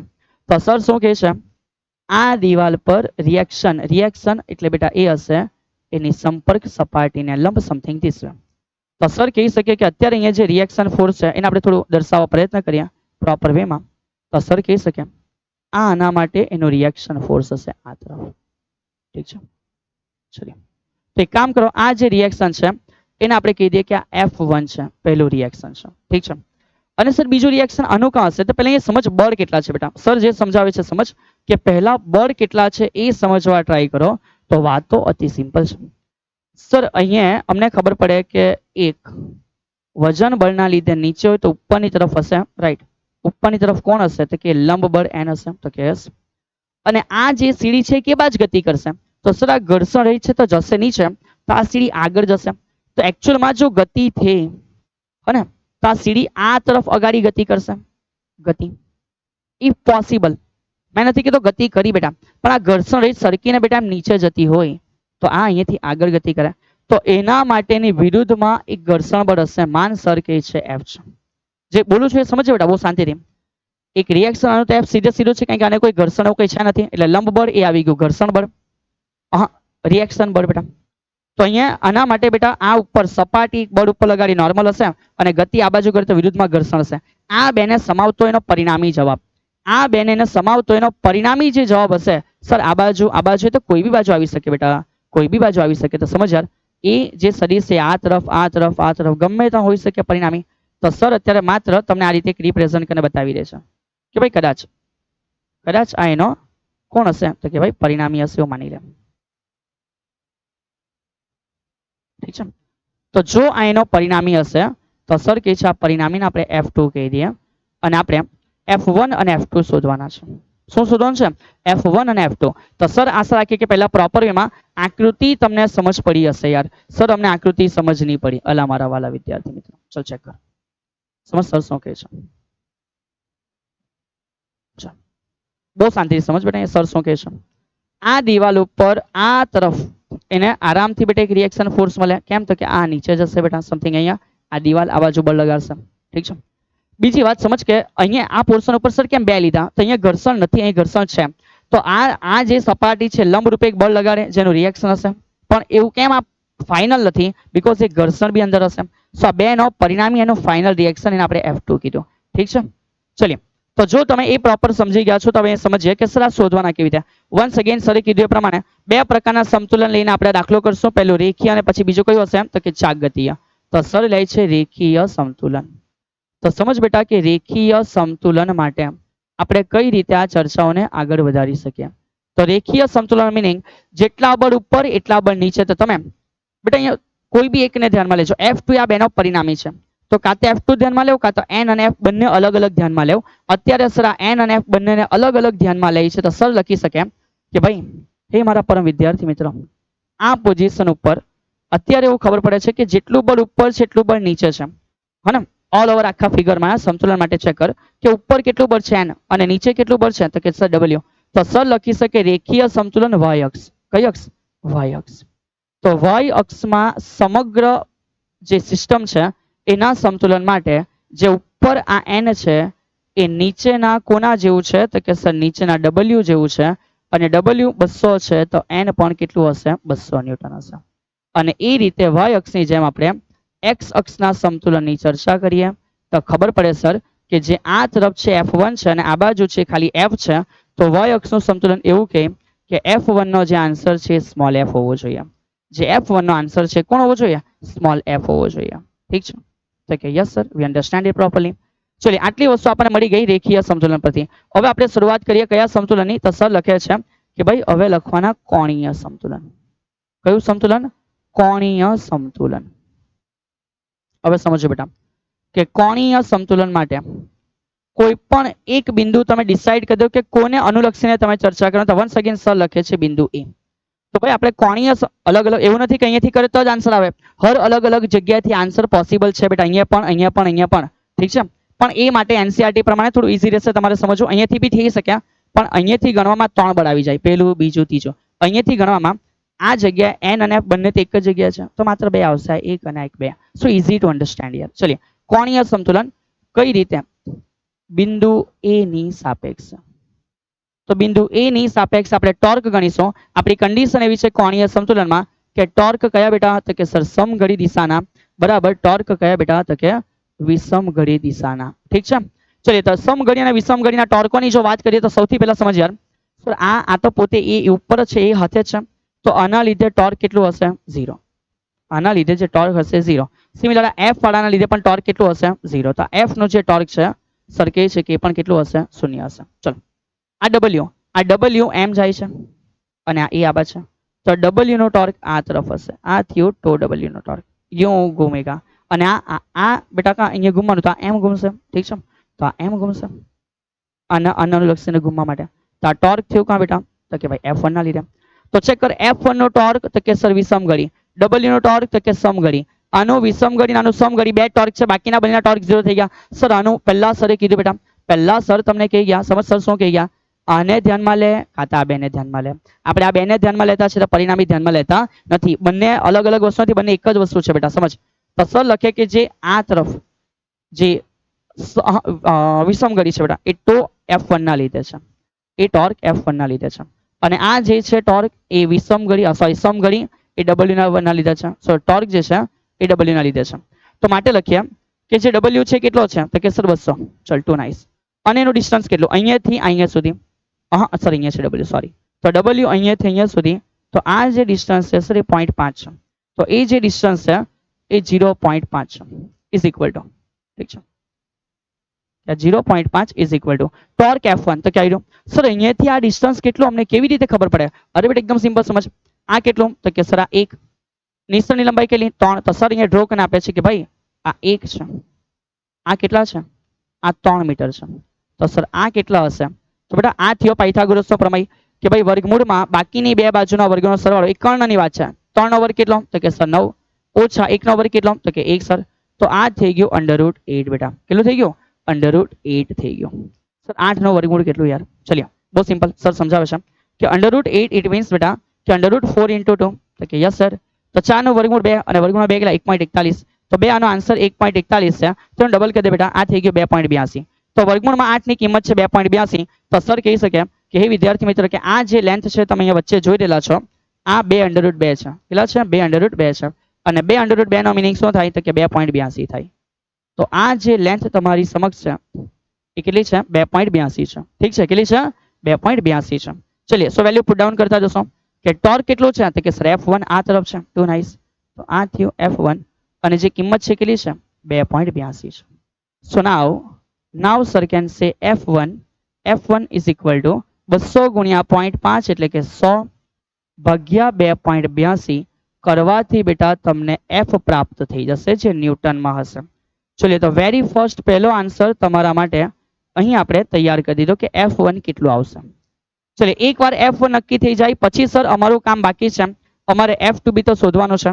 તો સર લખે છે F2 એટલે શું? તો સમજ યાર બહુ સિમ્પલ વેમાં સમજ પડી જાય કે સર જે F2 છે એ આ તરફ છે કે યસ. F2 માટે આ બાજુ n છે અને આ બાજુ સ્મોલ f છે.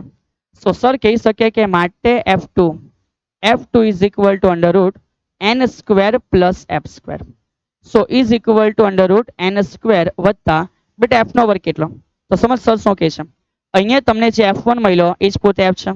તો કહી શકાય કે આ F1 એ પોતે સ્મોલ f છે.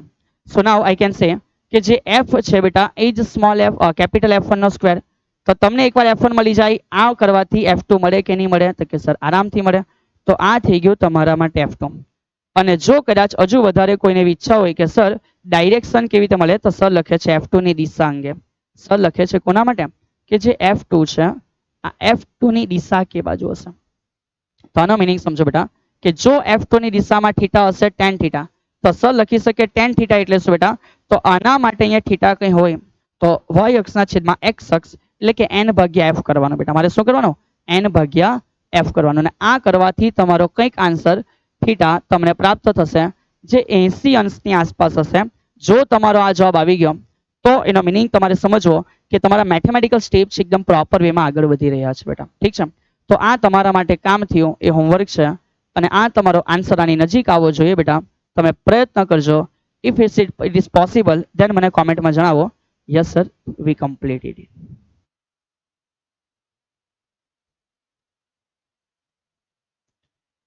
ઠીક છે, જણાવી શકશો કે હા સર આ દાખલાને અમે કમ્પ્લીટલી સફળતાપૂર્વક સમજી બી શક્યા છે અને ગણી બી શક્યા છે. સર તમે ગણતરી કેમ નથી બતાવી? બેટા એ સિમ્પલ પાર્ટ છે. મેઇન અન્ડરસ્ટેન્ડિંગ છે કે કઈ પ્રોસેસથી વિચારીને આ દાખલો તમે સરળતમ રીતે બેટા ગણી શકો છો. હવે સમજ આ દાખલો 5 માર્કમાં આવે તો સો વેરી ફર્સ્ટ બેટા વેરી ફર્સ્ટ એવું લાગે કે આ બહુ કોમ્પ્લિકેટેડ રકમ છે. બટ એની એકવાર પ્રોસિજર સિસ્ટમ સમજી લીધા પછી બંને દાખલા કેટલી સિમ્પલ સિસ્ટમથી થઈ ગયા. યાદ કર યાર, રેખીય સમતુલન એક સમીકરણ, કોણીય સમતુલન બીજું સમીકરણ, બે સમીકરણ સોલ્વ કર, વાર્તા પતી ગઈ બેટા. હા કે ના યાર? ચલિયો સેમ એક ને એક જ પ્રોસેસથી આપણે આ બે રીતની વાતો કરી છે કે કયું સમતુલન રેખીય અને કોણીય. સિમિલર સમજ બેટા કયું સમતુલન તો કે સર રેખીય અને કોણીય સમતુલન. ઠીક છે, ચલિए હવે આપણે અહીંથી આગળ વધીશું. સર પ્રાથમિક સિદ્ધાંતોના આધારે આ સમીકરણ સમજાવો. સર ઓલરેડી આ વસ્તુ કમ્પ્લીટ કરી ચૂક્યા છે. તો આ જે ઉદાહરણ છે એ તમારો કયો ઉદાહરણ હતો? 9. સો થઈ શકે હવે આ જે ઉદાહરણ છે તમારો કયો હશે તો ભાઈ 10. તો આ જે છે ઠીક છે ઉદાહરણ ઠીક છે, આઈ ડોન્ટ નો કંઈક નંબર ચેન્જ હોય પણ એકવાર ચેક કરી લેજો કે 6.10. done, already completed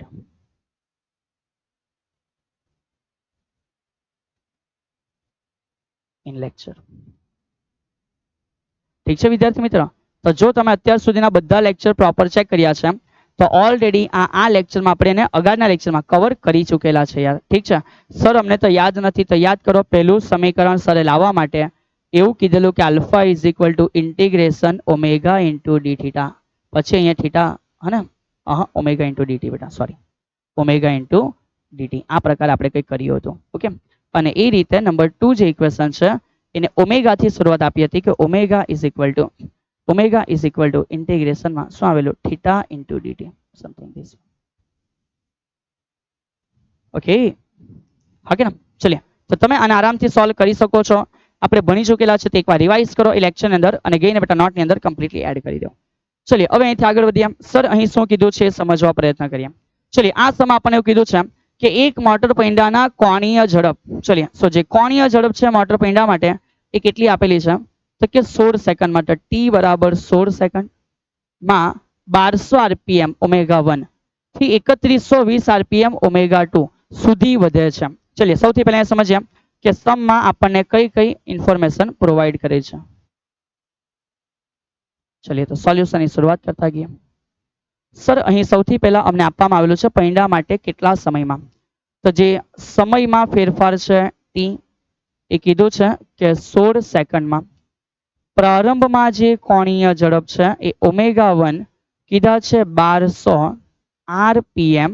સો આપણે આવશ્યકતા છે બેટા કે પહેલા એન્ટર થઈ ગયા એસઆઈ એકમ પદ્ધતિમાં, તો સર કહી શકે કે 1200 આર ફોર રિવોલ્યુશન, રિવોલ્યુશન એટલે પરિભ્રમણ, એક પરિભ્રમણ એટલે 2 પાઈ રેડિયન, અને ત્યાર પછી મીટર, તો રિવોલ્યુશન પર સોરી મિનિટ, તો મિનિટનો મિનિંગ થાય ભાગ્યા 60, જવાબ આવે સેકન્ડમાં. સો નાવ આઈ કેન સે 0 0 કેન્સલ, તો કે યસ સર. 6 દુ 12 એટલે 6 ગુણ્યા 20 બનાવો, 20 દુ કેટલા થયા 40, તો આ જવાબ થયો 40 પાઈ રેડિયન પર શું હશે સેકન્ડ. અને ત્યાંથી એની જે અંતિમમાં કોણીય વેગ છે, તો અંતિમમાં એનો કોણીય વેગ ઓમેગા 2 છે.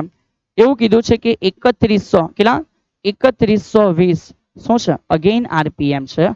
તો અગેન સેમ બેટા કે 3120 કરવા ગુણ્યા રિવોલ્યુશન એટલે કે 2 પાઈ, આ એના માટે રેડિયન થઈ ગયો, છેદમાં ભાગ્યા 60, આ એના માટે સેકન્ડ થઈ ગયો. સો નાવ આઈ કેન સે 0 0 કેન્સલ, તો કે યસ સર. 6 312 ને ભાગે તો કેવી રીતે આવે sir, we can not understand it. અરે બેટા બહુ ઈઝી છે. 300 ભાગ્યા 6 તો કે 150, બીજા 12 ભાગ્યા 2 તો કે 2 તો કે 52, ઓહ ટુ નાઇસ, અને 52 104. ચલિए 104 પાઈ થઈ ગયું, સમજ પડી ગઈ, રેડિયન પર શું હશે સેકન્ડ. તો આ રીતે આપણને સમય ઓમેગા 1 અને ઓમેગા 2 આપવામાં આવેલા છે. નંબર 1, કોણીય પ્રવેગ નિયમિત છે. ચલિए ધારી લો કે કોણીય પ્રવેગ એટલે કોણ, તો કે સર હવે એ નથી, હવે એ આલ્ફા છે. કોણીય પ્રવેગ એટલે કોણ છે, તો કે આલ્ફા છે બેટા, સમજ. તો કોણીય પ્રવેગ નિયમિત છે, તો સર અહીંથી શરૂઆત કરે છે નંબર 1 યાર. નંબર 1 માનો આપણે લઈ લઈએ કે જે નિયમિત કોણીય પ્રવેગ છે. ઠીક છે, તો નિયમિત કોણીય પ્રવેગ કીધું છે કે નિયમિત કોણીય પ્રવેગ આલ્ફા હશે, આપણે એવું ધારી લીધું. તો તેનો કોણીય પ્રવેગ કેટલો, તો આપણે આલ્ફા શોધવું છે. 3 સમીકરણ આપણી પાસે અવેલેબલ છે યાર, એકવાર શાંતિથી ચેક કરી લો. Omega is equal to omega naught plus alpha T. Second સમીકરણ theta is equal to omega naught T plus 1/2 alpha T square. અને લાસ્ટ સમીકરણ છે 2 alpha theta is equal to omega square minus omega naught square. Now મારે alpha find out કરવાનો છે. Omega, omega naught અને T મને value આપવામાં આવેલી છે. સો ઇઝી, દિમાગ કામ કરે, કેટલું સિમ્પલ કામ કરે સર, બધી વેલ્યુ ઉપરના સમીકરણથી અમને ખબર છે. So I can say right, okay sir. Now omega is equal to omega naught plus alpha d, and just we put the value omega is 104 pi. તો omega છે 104 pi, omega naught છે 40 pi. Sir આ alpha છે ખબર નથી, T છે 16, આ સામે જતા રહે તો જો 104 માંથી 40 કટ થઈ જાય તો મળે 64 pi, which is equal to pi ને બેટા, which is equal to alpha into 16, which is equal to alpha into 16. Sir અહીંયા કેટલું સિમ્પલ ગણિત છે ને, જો આપણે એકદમ હોશિયાર ગણિતના એકદમ ચરમસીમ વિરામ મળી ગયા સ્માર્ટેસ્ટ વિદ્યાર્થી ગણતરી કરશે. સર 6 6 કેન્સલ, 4 એકા 4, સો આલ્ફા becomes 4 પાઈ. કેમ લાગ્યા, હા ને, બરાબર ને? સમજાય? પ્રો, તો મેથેમેટિકલી પ્રો લેવલ ધરાવનાર સ્ટુડન્ટ્સ 4 પાઈ જવાબ લઈ આવશે યાર. ચલો, તમને બી જાદુ લાગ્યો? સાહેબ અજીબ જાદુ હતું આ તો યાર. ઠીક છે, તો જાદુ અજીબ છે બેટા, પણ જાદુ આવું નથી યાર. ઠીક છે, ચલો, તો આવી રીતે નથી ગણવાના. સમજ પડે કે સર તેથી સર અહીંયાથી લખી શકીએ કે જે આલ્ફા છે, આલ્ફા ઇઝ ઇક્વલ ટુ 16 ચોક 64, so alpha is equal to 4 pi radian per second square. અને આ રીતે તમને જે પ્રાપ્ત થઈ ગયો એ છે આન્સર નંબર 1, કે ભાઈ પહેલો પોર્શન આવી ગયો. ચલિए, સો તૈયાર થઈ ગયો તમારા માટે પહેલાનો આન્સર. હવે સમજવા નંબર 2 માં શું કહે છે. ચલ બેટા, બહુ શાંતિથી ઇઝીલી તમે આરામથી સમજી જશો કે નંબર 2 શું છે. સો in the number 2 what they say to us, આપણે શું કીધું? આ સમય દરમિયાન એન્જિન કેટલા પરિભ્રમણ કરે યાર. સ્વાભાવિક કેવી રીતે શોધું? તો સર શું કહે છે સમજ. એકવાર ગોલ ફરે તો કેટલો ખૂણો? સર 2 પાઈ. તો કેટલો ગોલ ફરી ખૂણા શોધી કાઢે તો તમને પરિભ્રમણ મળે કે નહીં મળે? તો કે મળે સર. તો સર શરૂઆત કરે છે સૌથી પહેલા થીટાથી. તો થીટા માટે સમીકરણ આપણને ખબર છે કે ઓમેગા નોટ ટી પ્લસ 1/2 શું આવે? Alpha T square. બોલો હા કે ના? તો કે યસ સર. ચલિए જસ્ટ વેલ્યુ પુટ ડાઉન કરીએ કે ઓમેગા નોટ કેટલા છે? તો કે સર 40 પાઈ છે. સમય કેટલો છે? તો કે સર 16 સેકન્ડ સુધી ગોલ ફર્યા છે, પ્લસ 1/2.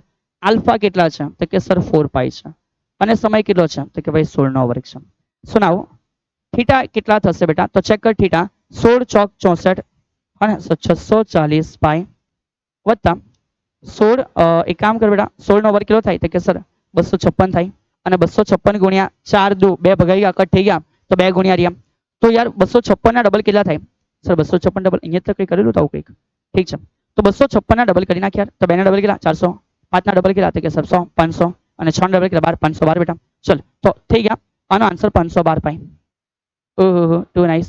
સો નાઉ બહુ ઇઝી છે હમણાં. 4 2 આ બાજુ 2, સો 4 5 5 અને 5 6 11. આ શું આવી ગયા? તો કે આ આવી ગયા રેડિયન.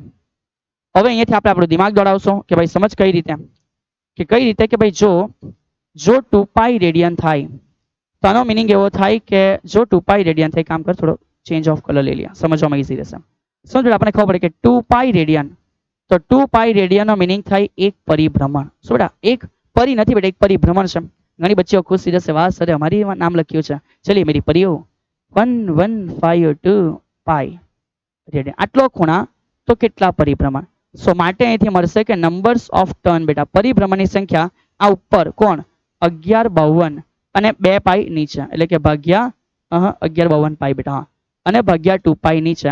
તો હવે આરામથી n કેટલો છે એ તમને મળી જશે. જો તમને n મળી જાય તો બેટા સરને કેવું કોમેન્ટમાં કે ભાઈ શું જવાબ આવે છે. ઠીક છે, અને જો તમે દાખલો સમજી ગયા છો તો આ બીજું તમારા માટે ઈઝી હશે કે યસ સર અમે આરામથી હરેક બાબતો સમજી ચૂક્યા છીએ. ચલીએ, તો આ થઈ ગયો રેડી. શું છે તો કે નેક્સ્ટ આગળનો સમ કયો છે? સર રીતે તમે લખ્યું જ નહીં યાર. અરે તમે સમજી ગયા, બહુ ઇમ્પોર્ટન્ટ વસ્તુ છે. ઉદાહરણ તૈયાર થઈ ગયો 6.11. ચલીએ, સો નેક્સ્ટ આના પછી જે સમ છે, હવે એકવાર શાંતિથી વિચારો બેટા કે આ સમમાં શું કીધું છે. આ બી એક અગત્યનો સમ છે. સર લખી રાખે છે આ પણ અગત્યનો સમ છે. થઈ શકે 3 કે 5 માર્કમાં આવી શકે. સો વન્સ અગેન ઇમ્પોર્ટન્ટ સમ, 3 થી 5 માર્કમાં આવી શકશે યાર. ચલિए શું કીધું છે એને સમજવા પ્રયત્ન કરીએ. અવગણ્ય દ્રવ્યમાનની એક દોરીને 20 કિલોગ્રામ દળ અને 20 સેન્ટીમીટર ત્રિજ્યાના ફ્લાય વ્હીલની કોર પર વીંટાળેલ છે. સર ફ્લાય વ્હીલ એટલે શું બેટા? લેક્ચરમાં કમ્પ્લીટલી સ્ટડી કર્યું છે, ખબર હશે. એક એવું વ્હીલ કે જેની જડત્વની ચાક માત્રા વધારે હોય, કે જેના દ્વારા તમે કોઈ વસ્તુની ગતિ આંચકા રહિત બનાવી શકો છો, એ ફ્લાય વ્હીલ છે. ઠીક છે, ચલિए તો અહીંયા જે આપવામાં આવ્યું છે લખી દઈએ કે સર એમ આપવામાં આવેલું છે એ 20 કિલોગ્રામ છે. Too nice. 20 સેન્ટીમીટર ત્રિજ્યા, તો આર આપવામાં આવેલું છે, ભાગ્યા અમે કરી જ દઈએ સર કેટલા? તો કે 100, તો 0.2 મીટર છે. Too nice. ફ્લાય વ્હીલની કોર બેટા પર વીંટાળેલ છે આકૃતિમાં બતાવ્યા પ્રમાણે. સર આકૃતિ ક્યાં છે? સર દોરી બતાવે છે. દોરી પર 25 ન્યૂટન જેટલું બળ છે. તો બળ આપેલું છે 25 ન્યૂટન. અચળ બળ છે. આ ફ્લાય વ્હીલ ઘર્ષણ રહિત છે, તમે એવું ધારી શકો છો બેટા. તો સૌથી પહેલા સમજો, ફ્લાય વ્હીલ એટલે બેટા એક તકતી હશે. તો સર એક કામ કરે છે, આ જે ફ્લાય વ્હીલ છે ને બેટા, એ ફ્લાય વ્હીલ માટે એક કામ કરો, અહીંયા લખે છે ફ્લાય વ્હીલ માટે સૌથી પહેલા સર એક ઈઝી વસ્તુ સમજાવી દે છે કે જો મને પૂછે કે આઈ કેટલા, તો બેટા તકતી છે ને અને સેન્ટરમાંથી હોય તો એની ચક્રાવર્તનની જડત્વની ચાક માત્રા એ આવે mr²/2. ઠીક છે, વ્હીલ છે તો કે હા સર. સેન્ટરમાંથી ગોલ ગોલ ફરતું હશે એટલે કે આ એની અક્ષ છે, અને જો એની અક્ષ આ રીતે ગોલ ફરે છે બેટા, તો સમજ એના માટે એની જડત્વની ચાક માત્રા mr²/2 થશે. કેટલી થશે? mr²/2 2 થશે. તો સમજ યાર m કેટલો તો કે સર 20 કિલો. તો જે m છે એ 20 છે. r નો વર્ગ તો 0.2 નો વર્ગ 0.04 અને ભાગ્યા કેટલા 2. સો સર m કેટલું થઈ જાય તો કે ભાઈ 1 મિનિટ પહેલા બાજુ આપી દે તો ભાઈ 0.4 થઈ ગયા. 0.4 ગુણ્યા 2 કરે 0.8 થયા અને 0.8 ભાગ્યા 2 કર પાછા 0.4 થયા. ચલિए તો i થયા 0.4 કિલોગ્રામ મીટર સ્ક્વેર. ઠીક છે. i કેટલા થઈ ગયા તમે નોટમાં કન્ટિન્યુ લખજો. તમે નોટમાં કન્ટિન્યુ લખજો આરામથી દાખલો બને નોટમાં પ્રોપર લખાશે. તો આ લખી દો આ લખી દો પછી ફ્લાયવ્હીલ માટે હેડિંગ લખી દો કે ફ્લાયવ્હીલની ઝડપની ચાક માત્રા i બરાબર mr સ્ક્વેર. i કેટલા છે તો કે સર i બરાબર m20 છે. r 0.4 નો વર્ગ કર્યો 0.2 નો વર્ગ કર્યો 0.04 થયા ભાગ્યા 2 કર્યા ટોટલ 20 ગુણ્યા 0.4 માં 1 મિનિટ આપી દે 0.4 2 ગુણ્યા 0.4 0.8 ભાગ્યા 2 એટલે પાછા 0.4 આવી ગયા. ઠીક છે. ચલિए ટુ નાઇસ યાર.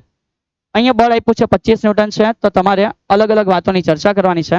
સર આની આકૃતિ કેવી છે તો આની આકૃતિ અતિ સિમ્પલ છે.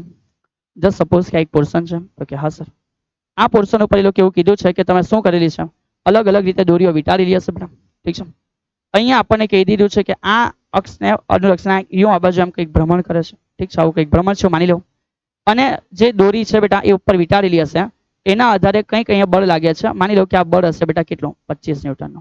કેટલું બળ છે 25 ન્યૂટનનો બળ છે. ઠીક છે. અહીંયા કંઈક બળ હશે અને f બરાબર કેટલા છે 25 ન્યૂટન છે અને આ જે છે એના માટે ત્રિજ્યા r છે. ચલિए તો સૌથી પહેલા શરૂઆત કરીએ વ્હીલનો કોણીય પ્રવેગની ગણતરી કરો. તો નંબર 1 જે ક્વેશ્ચન આપવામાં આવેલો છે એને સમજીએ કે નંબર 1 પૂછ્યો છે કોણીય પ્રવેગ. તો સમજ બેટા કેટલી સિમ્પલ ઘટના છે કે સર અમને ખબર છે f is equal two f ને બેટા torque two is equal two સમજ કે torque two is equal two i alpha. અહીંયાથી મને પ્રવેગ મળી શકે. એ ટોર્કનું સમીકરણ r ક્રોસ f પણ છે તો કે હા સર તો i આલ્ફા. તો માટે મને અહીંયાથી આલ્ફા મળી જાય કે alpha is equal two rf. તો rf કેટલા છે તો r સર 0. કેટલા 2. સર f કેટલું બળ 25 ન્યૂટનનો બળ છેદમાં i આપણે ત્યાં શોધી કાઢ્યા છે i કેટલા છે 0.4. સો નાવ આલ્ફા ઇઝ ઇક્વલ ટુ 0.2 દુ 0.4 તો નીચે 2 છે 25 ભાગ્યા 2 એટલે 12.5 આલ્ફાનો એકમ રેડિયન પર સેકન્ડ સ્ક્વેર. સો હે વિદ્યાર્થી મિત્રો આ રીતે આપણને આલ્ફા છે એ આરામથી પ્રાપ્ત થઈ ગયો કે સર કોણીય પ્રવેગ અમને સમજ પડી ગઈ. ચલિए ટુ નાઇસ. તો જો તમે કોણીય પ્રવેગ કમ્પ્લીટલી સમજી ચૂક્યા છો તે આનંદની વાત છે બેટા. આગળ વધીએ નંબર 2 જ્યારે દોરી 2 મીટર ખુલે ત્યાં સુધી ખેંચાણ બળ દ્વારા કાર્ય શોધો. ચલિए કાર્ય બેટા બળ આપેલું છે અને સ્થાનાંતર કહી દીધું કેટલા મીટર છે 2 મીટર. તો નંબર 2 ની અંદર સર કહી શકે કે ભાઈ અહીંયા તમે ડી દોરીને 2 મીટર ખેંચવાના છો. બળ આપેલું છે કેટલા ન્યૂટન થી તો કે સર 25 ન્યૂટન થી. પૂછ્યું છે કે કાર્ય કેટલું તો કાર્યનો meaning sir w which is equal to again f into d. અતિ સિમ્પલ સમીકરણ. સો w is equal to 50 એ ભાઈ કેવી રીતે 50 એટલે આ 25 આ 2. સો નાઉ આઈ કેન સે ચલિए so now I can say that w is equal to 50 newton. w is equal to 50 newton અને આ આવી ગયો બેટા શું તો કે સર આ આવી ગયો આ જ આવી ગયો એ આવી ગયો અમારા માટે f છે. Too nice.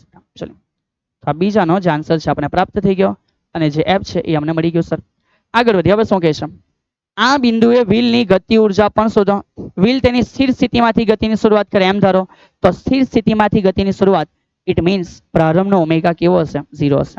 ચલિए બે મેટર તમને કમ્પ્લીટલી સમજ પડી હોય તો સર લખે છે આગળ નંબર 3 ક્યારે બેટા 2 મીટર ખુલે ત્યારે ખેંચાણ બળ દ્વારા ઓકે કાર્ય આવી ગયો એ બિંદુ માટે ગતિ ઉર્જા પણ શોધો. તો વાત બેટા ત્રીજી જે વસ્તુ સમજવાની છે ને પછી કર્યા. સૌથી પહેલા સમજો અહીંયા આપણે લખીએ કે ભાઈ પ્રારંભમાં તો પ્રારંભમાં જે છે આપણા માટે ઓમેગા નોટ એ તો આપણું 0 હશે.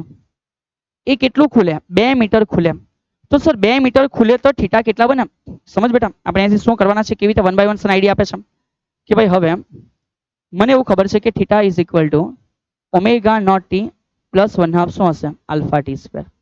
જ્યાંથી મને મળી શકે થીટા કેટલા છે. પછી થીટા આપણે શોધવું શું કામ છે હા યાર થીટા શોધવું શું કામ છે થીટા છે બેટા શોધવાની ગતિ ઉર્જા છે અને ગતિ ઉર્જા શોધવા ઓમેગા જોઈશે. અરે સોરી યાર આ સમીકરણ લઈએ ઓકે સમીકરણ લઈએ છેલ્લું યાર ઇઝી રહેશે. તો એ છેલ્લું સમીકરણ લેવા સમજો સર શું કહે છે અહીંયાથી તમને આઈડિયા આવી જશે કે મને ખબર પડે કે મારી પાસે ઓમેગા નોટ છે 2 મીટર પછી ઓમેગા કેટલા છે એ ખબર નથી.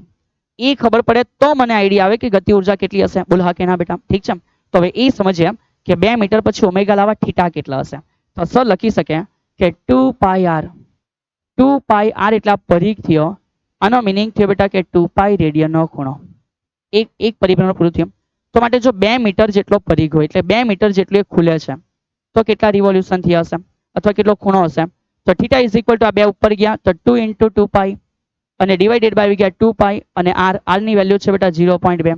આર ની વેલ્યુ કેટલી છે? 0.2 છે. સર 2 પાઈ કેન્સલ અને 2 ભાગ્યા 0.2 એટલે જવાબ આવે 10 રેડિયન. તો જે થીટા છે બેટા કેટલા રેડિયન છે? 10 રેડિયન છે. હવે આપણે ઓમેગા કેવી રીતે શોધવાના સમજતા જાઓ બેટા. ચલિए સો અહીં હવે બેટા શરૂઆત કરીએ કે અહીં અમને ખબર છે કે ઓમેગા નોટ કેટલા છે તો કે સર 0 છે અને ત્યાર પછી ખબર પડે કે થીટા કેટલા 10 રેડિયન થઈ જાય પછી આપણે ઓમેગા લાવવાના છે. સો omega square minus omega naught square which is equal to 2 alpha theta. Now omega square મારે ફાઇન્ડ આઉટ કરવાનો છે. આ તો 0 છે. 2 આલ્ફા કેટલા છે સર? 12.5 આવી ગયેલા છે આન્સર. થીટા કેટલા છે તો કે સર 10 નું ભ્રમણ છે. 12.5 ક્યાં છે બેટા? એરા 12.5 ચેક કરો. ચલિए સો નેક્સ્ટ માટે હું કહી શકું કે ઓમેગા નો વર્ગ બરાબર 12.5 દુ એટલે 25 25 ગુણ્યા 10 એટલે કેટલા આવે? 250. સર ઓમેગા શોધીએ ચાલી જશે બેટા. ઓમેગા નહીં શોધશો તો ચાલી જશે. ઓમેગા અહીંયા સુધી જ રાખીએ. કેમ? Because the main question is કે કાઇનેટિક એનર્જી ગતિ ઉર્જા કેટલી છે? તો સર લખે ગતિ ઉર્જા. તો સમજ બેટા ગતિ ઉર્જા એટલે હવે કઈ ગતિ છે? હવે ચાક ગતિ છે તો 1/2 m ના બદલે i અને v ના બદલે ઓમેગા નો વર્ગ. સો નાઉ k ઇઝ ઇક્વલ ટુ બેટા 1/2 i કેટલા છે સર? i તમે શોધી કાઢેલા 0.04 છે. ટુ નાઇસ બેટા. i ની કિંમત ચેક કર બેટા. આપણે શોધી કાઢેલી છે 0.04 છે અને જો એ 0.04 છે ને ઓમેગા કેટલા છે તો કે 250 છે. Now I can say that k is equal to આ અને કટ કરે તો 0.2 બચે બેટા.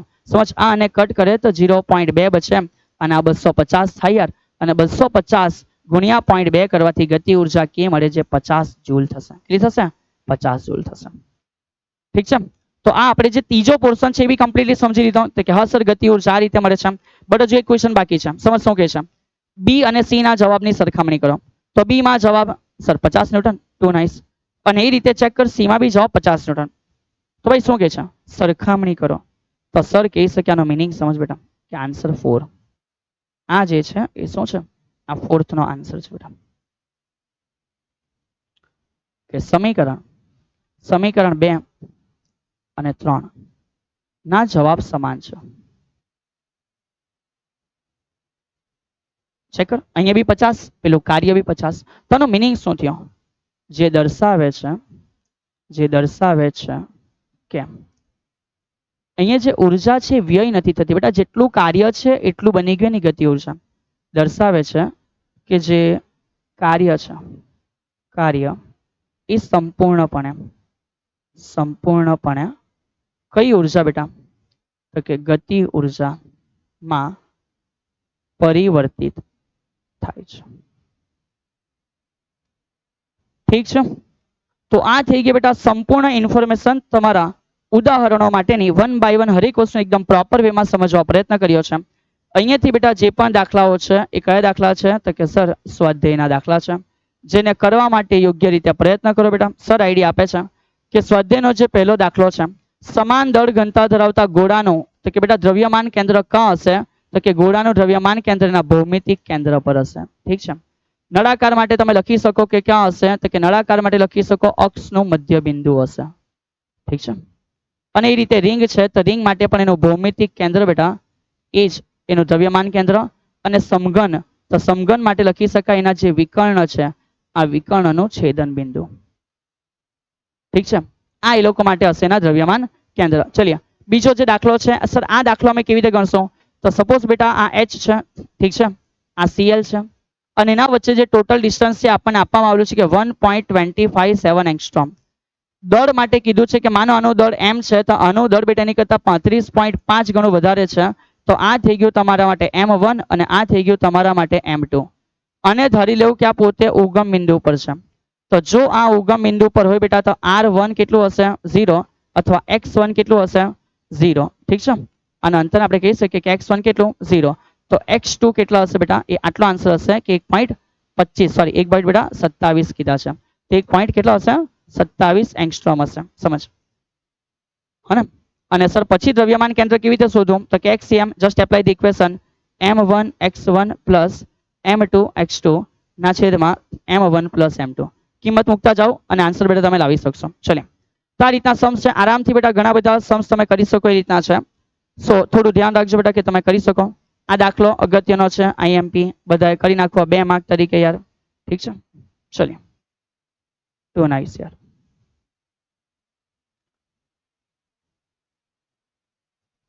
Okay, so finally all the dear students, શાક ગતિની સંકળાયેલી ચર્ચા આપણે સમાપ્ત કરી છે. હવે આના પછીના આગળ નેક્સ્ટ લેક્ચરની અંદર આપણે મળતા રહીશું ગુરુત્વાકર્ષણની ચર્ચાઓને સમજવા માટે.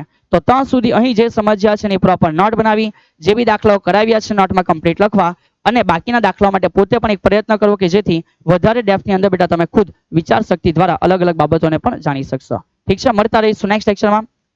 જય હિન્દ.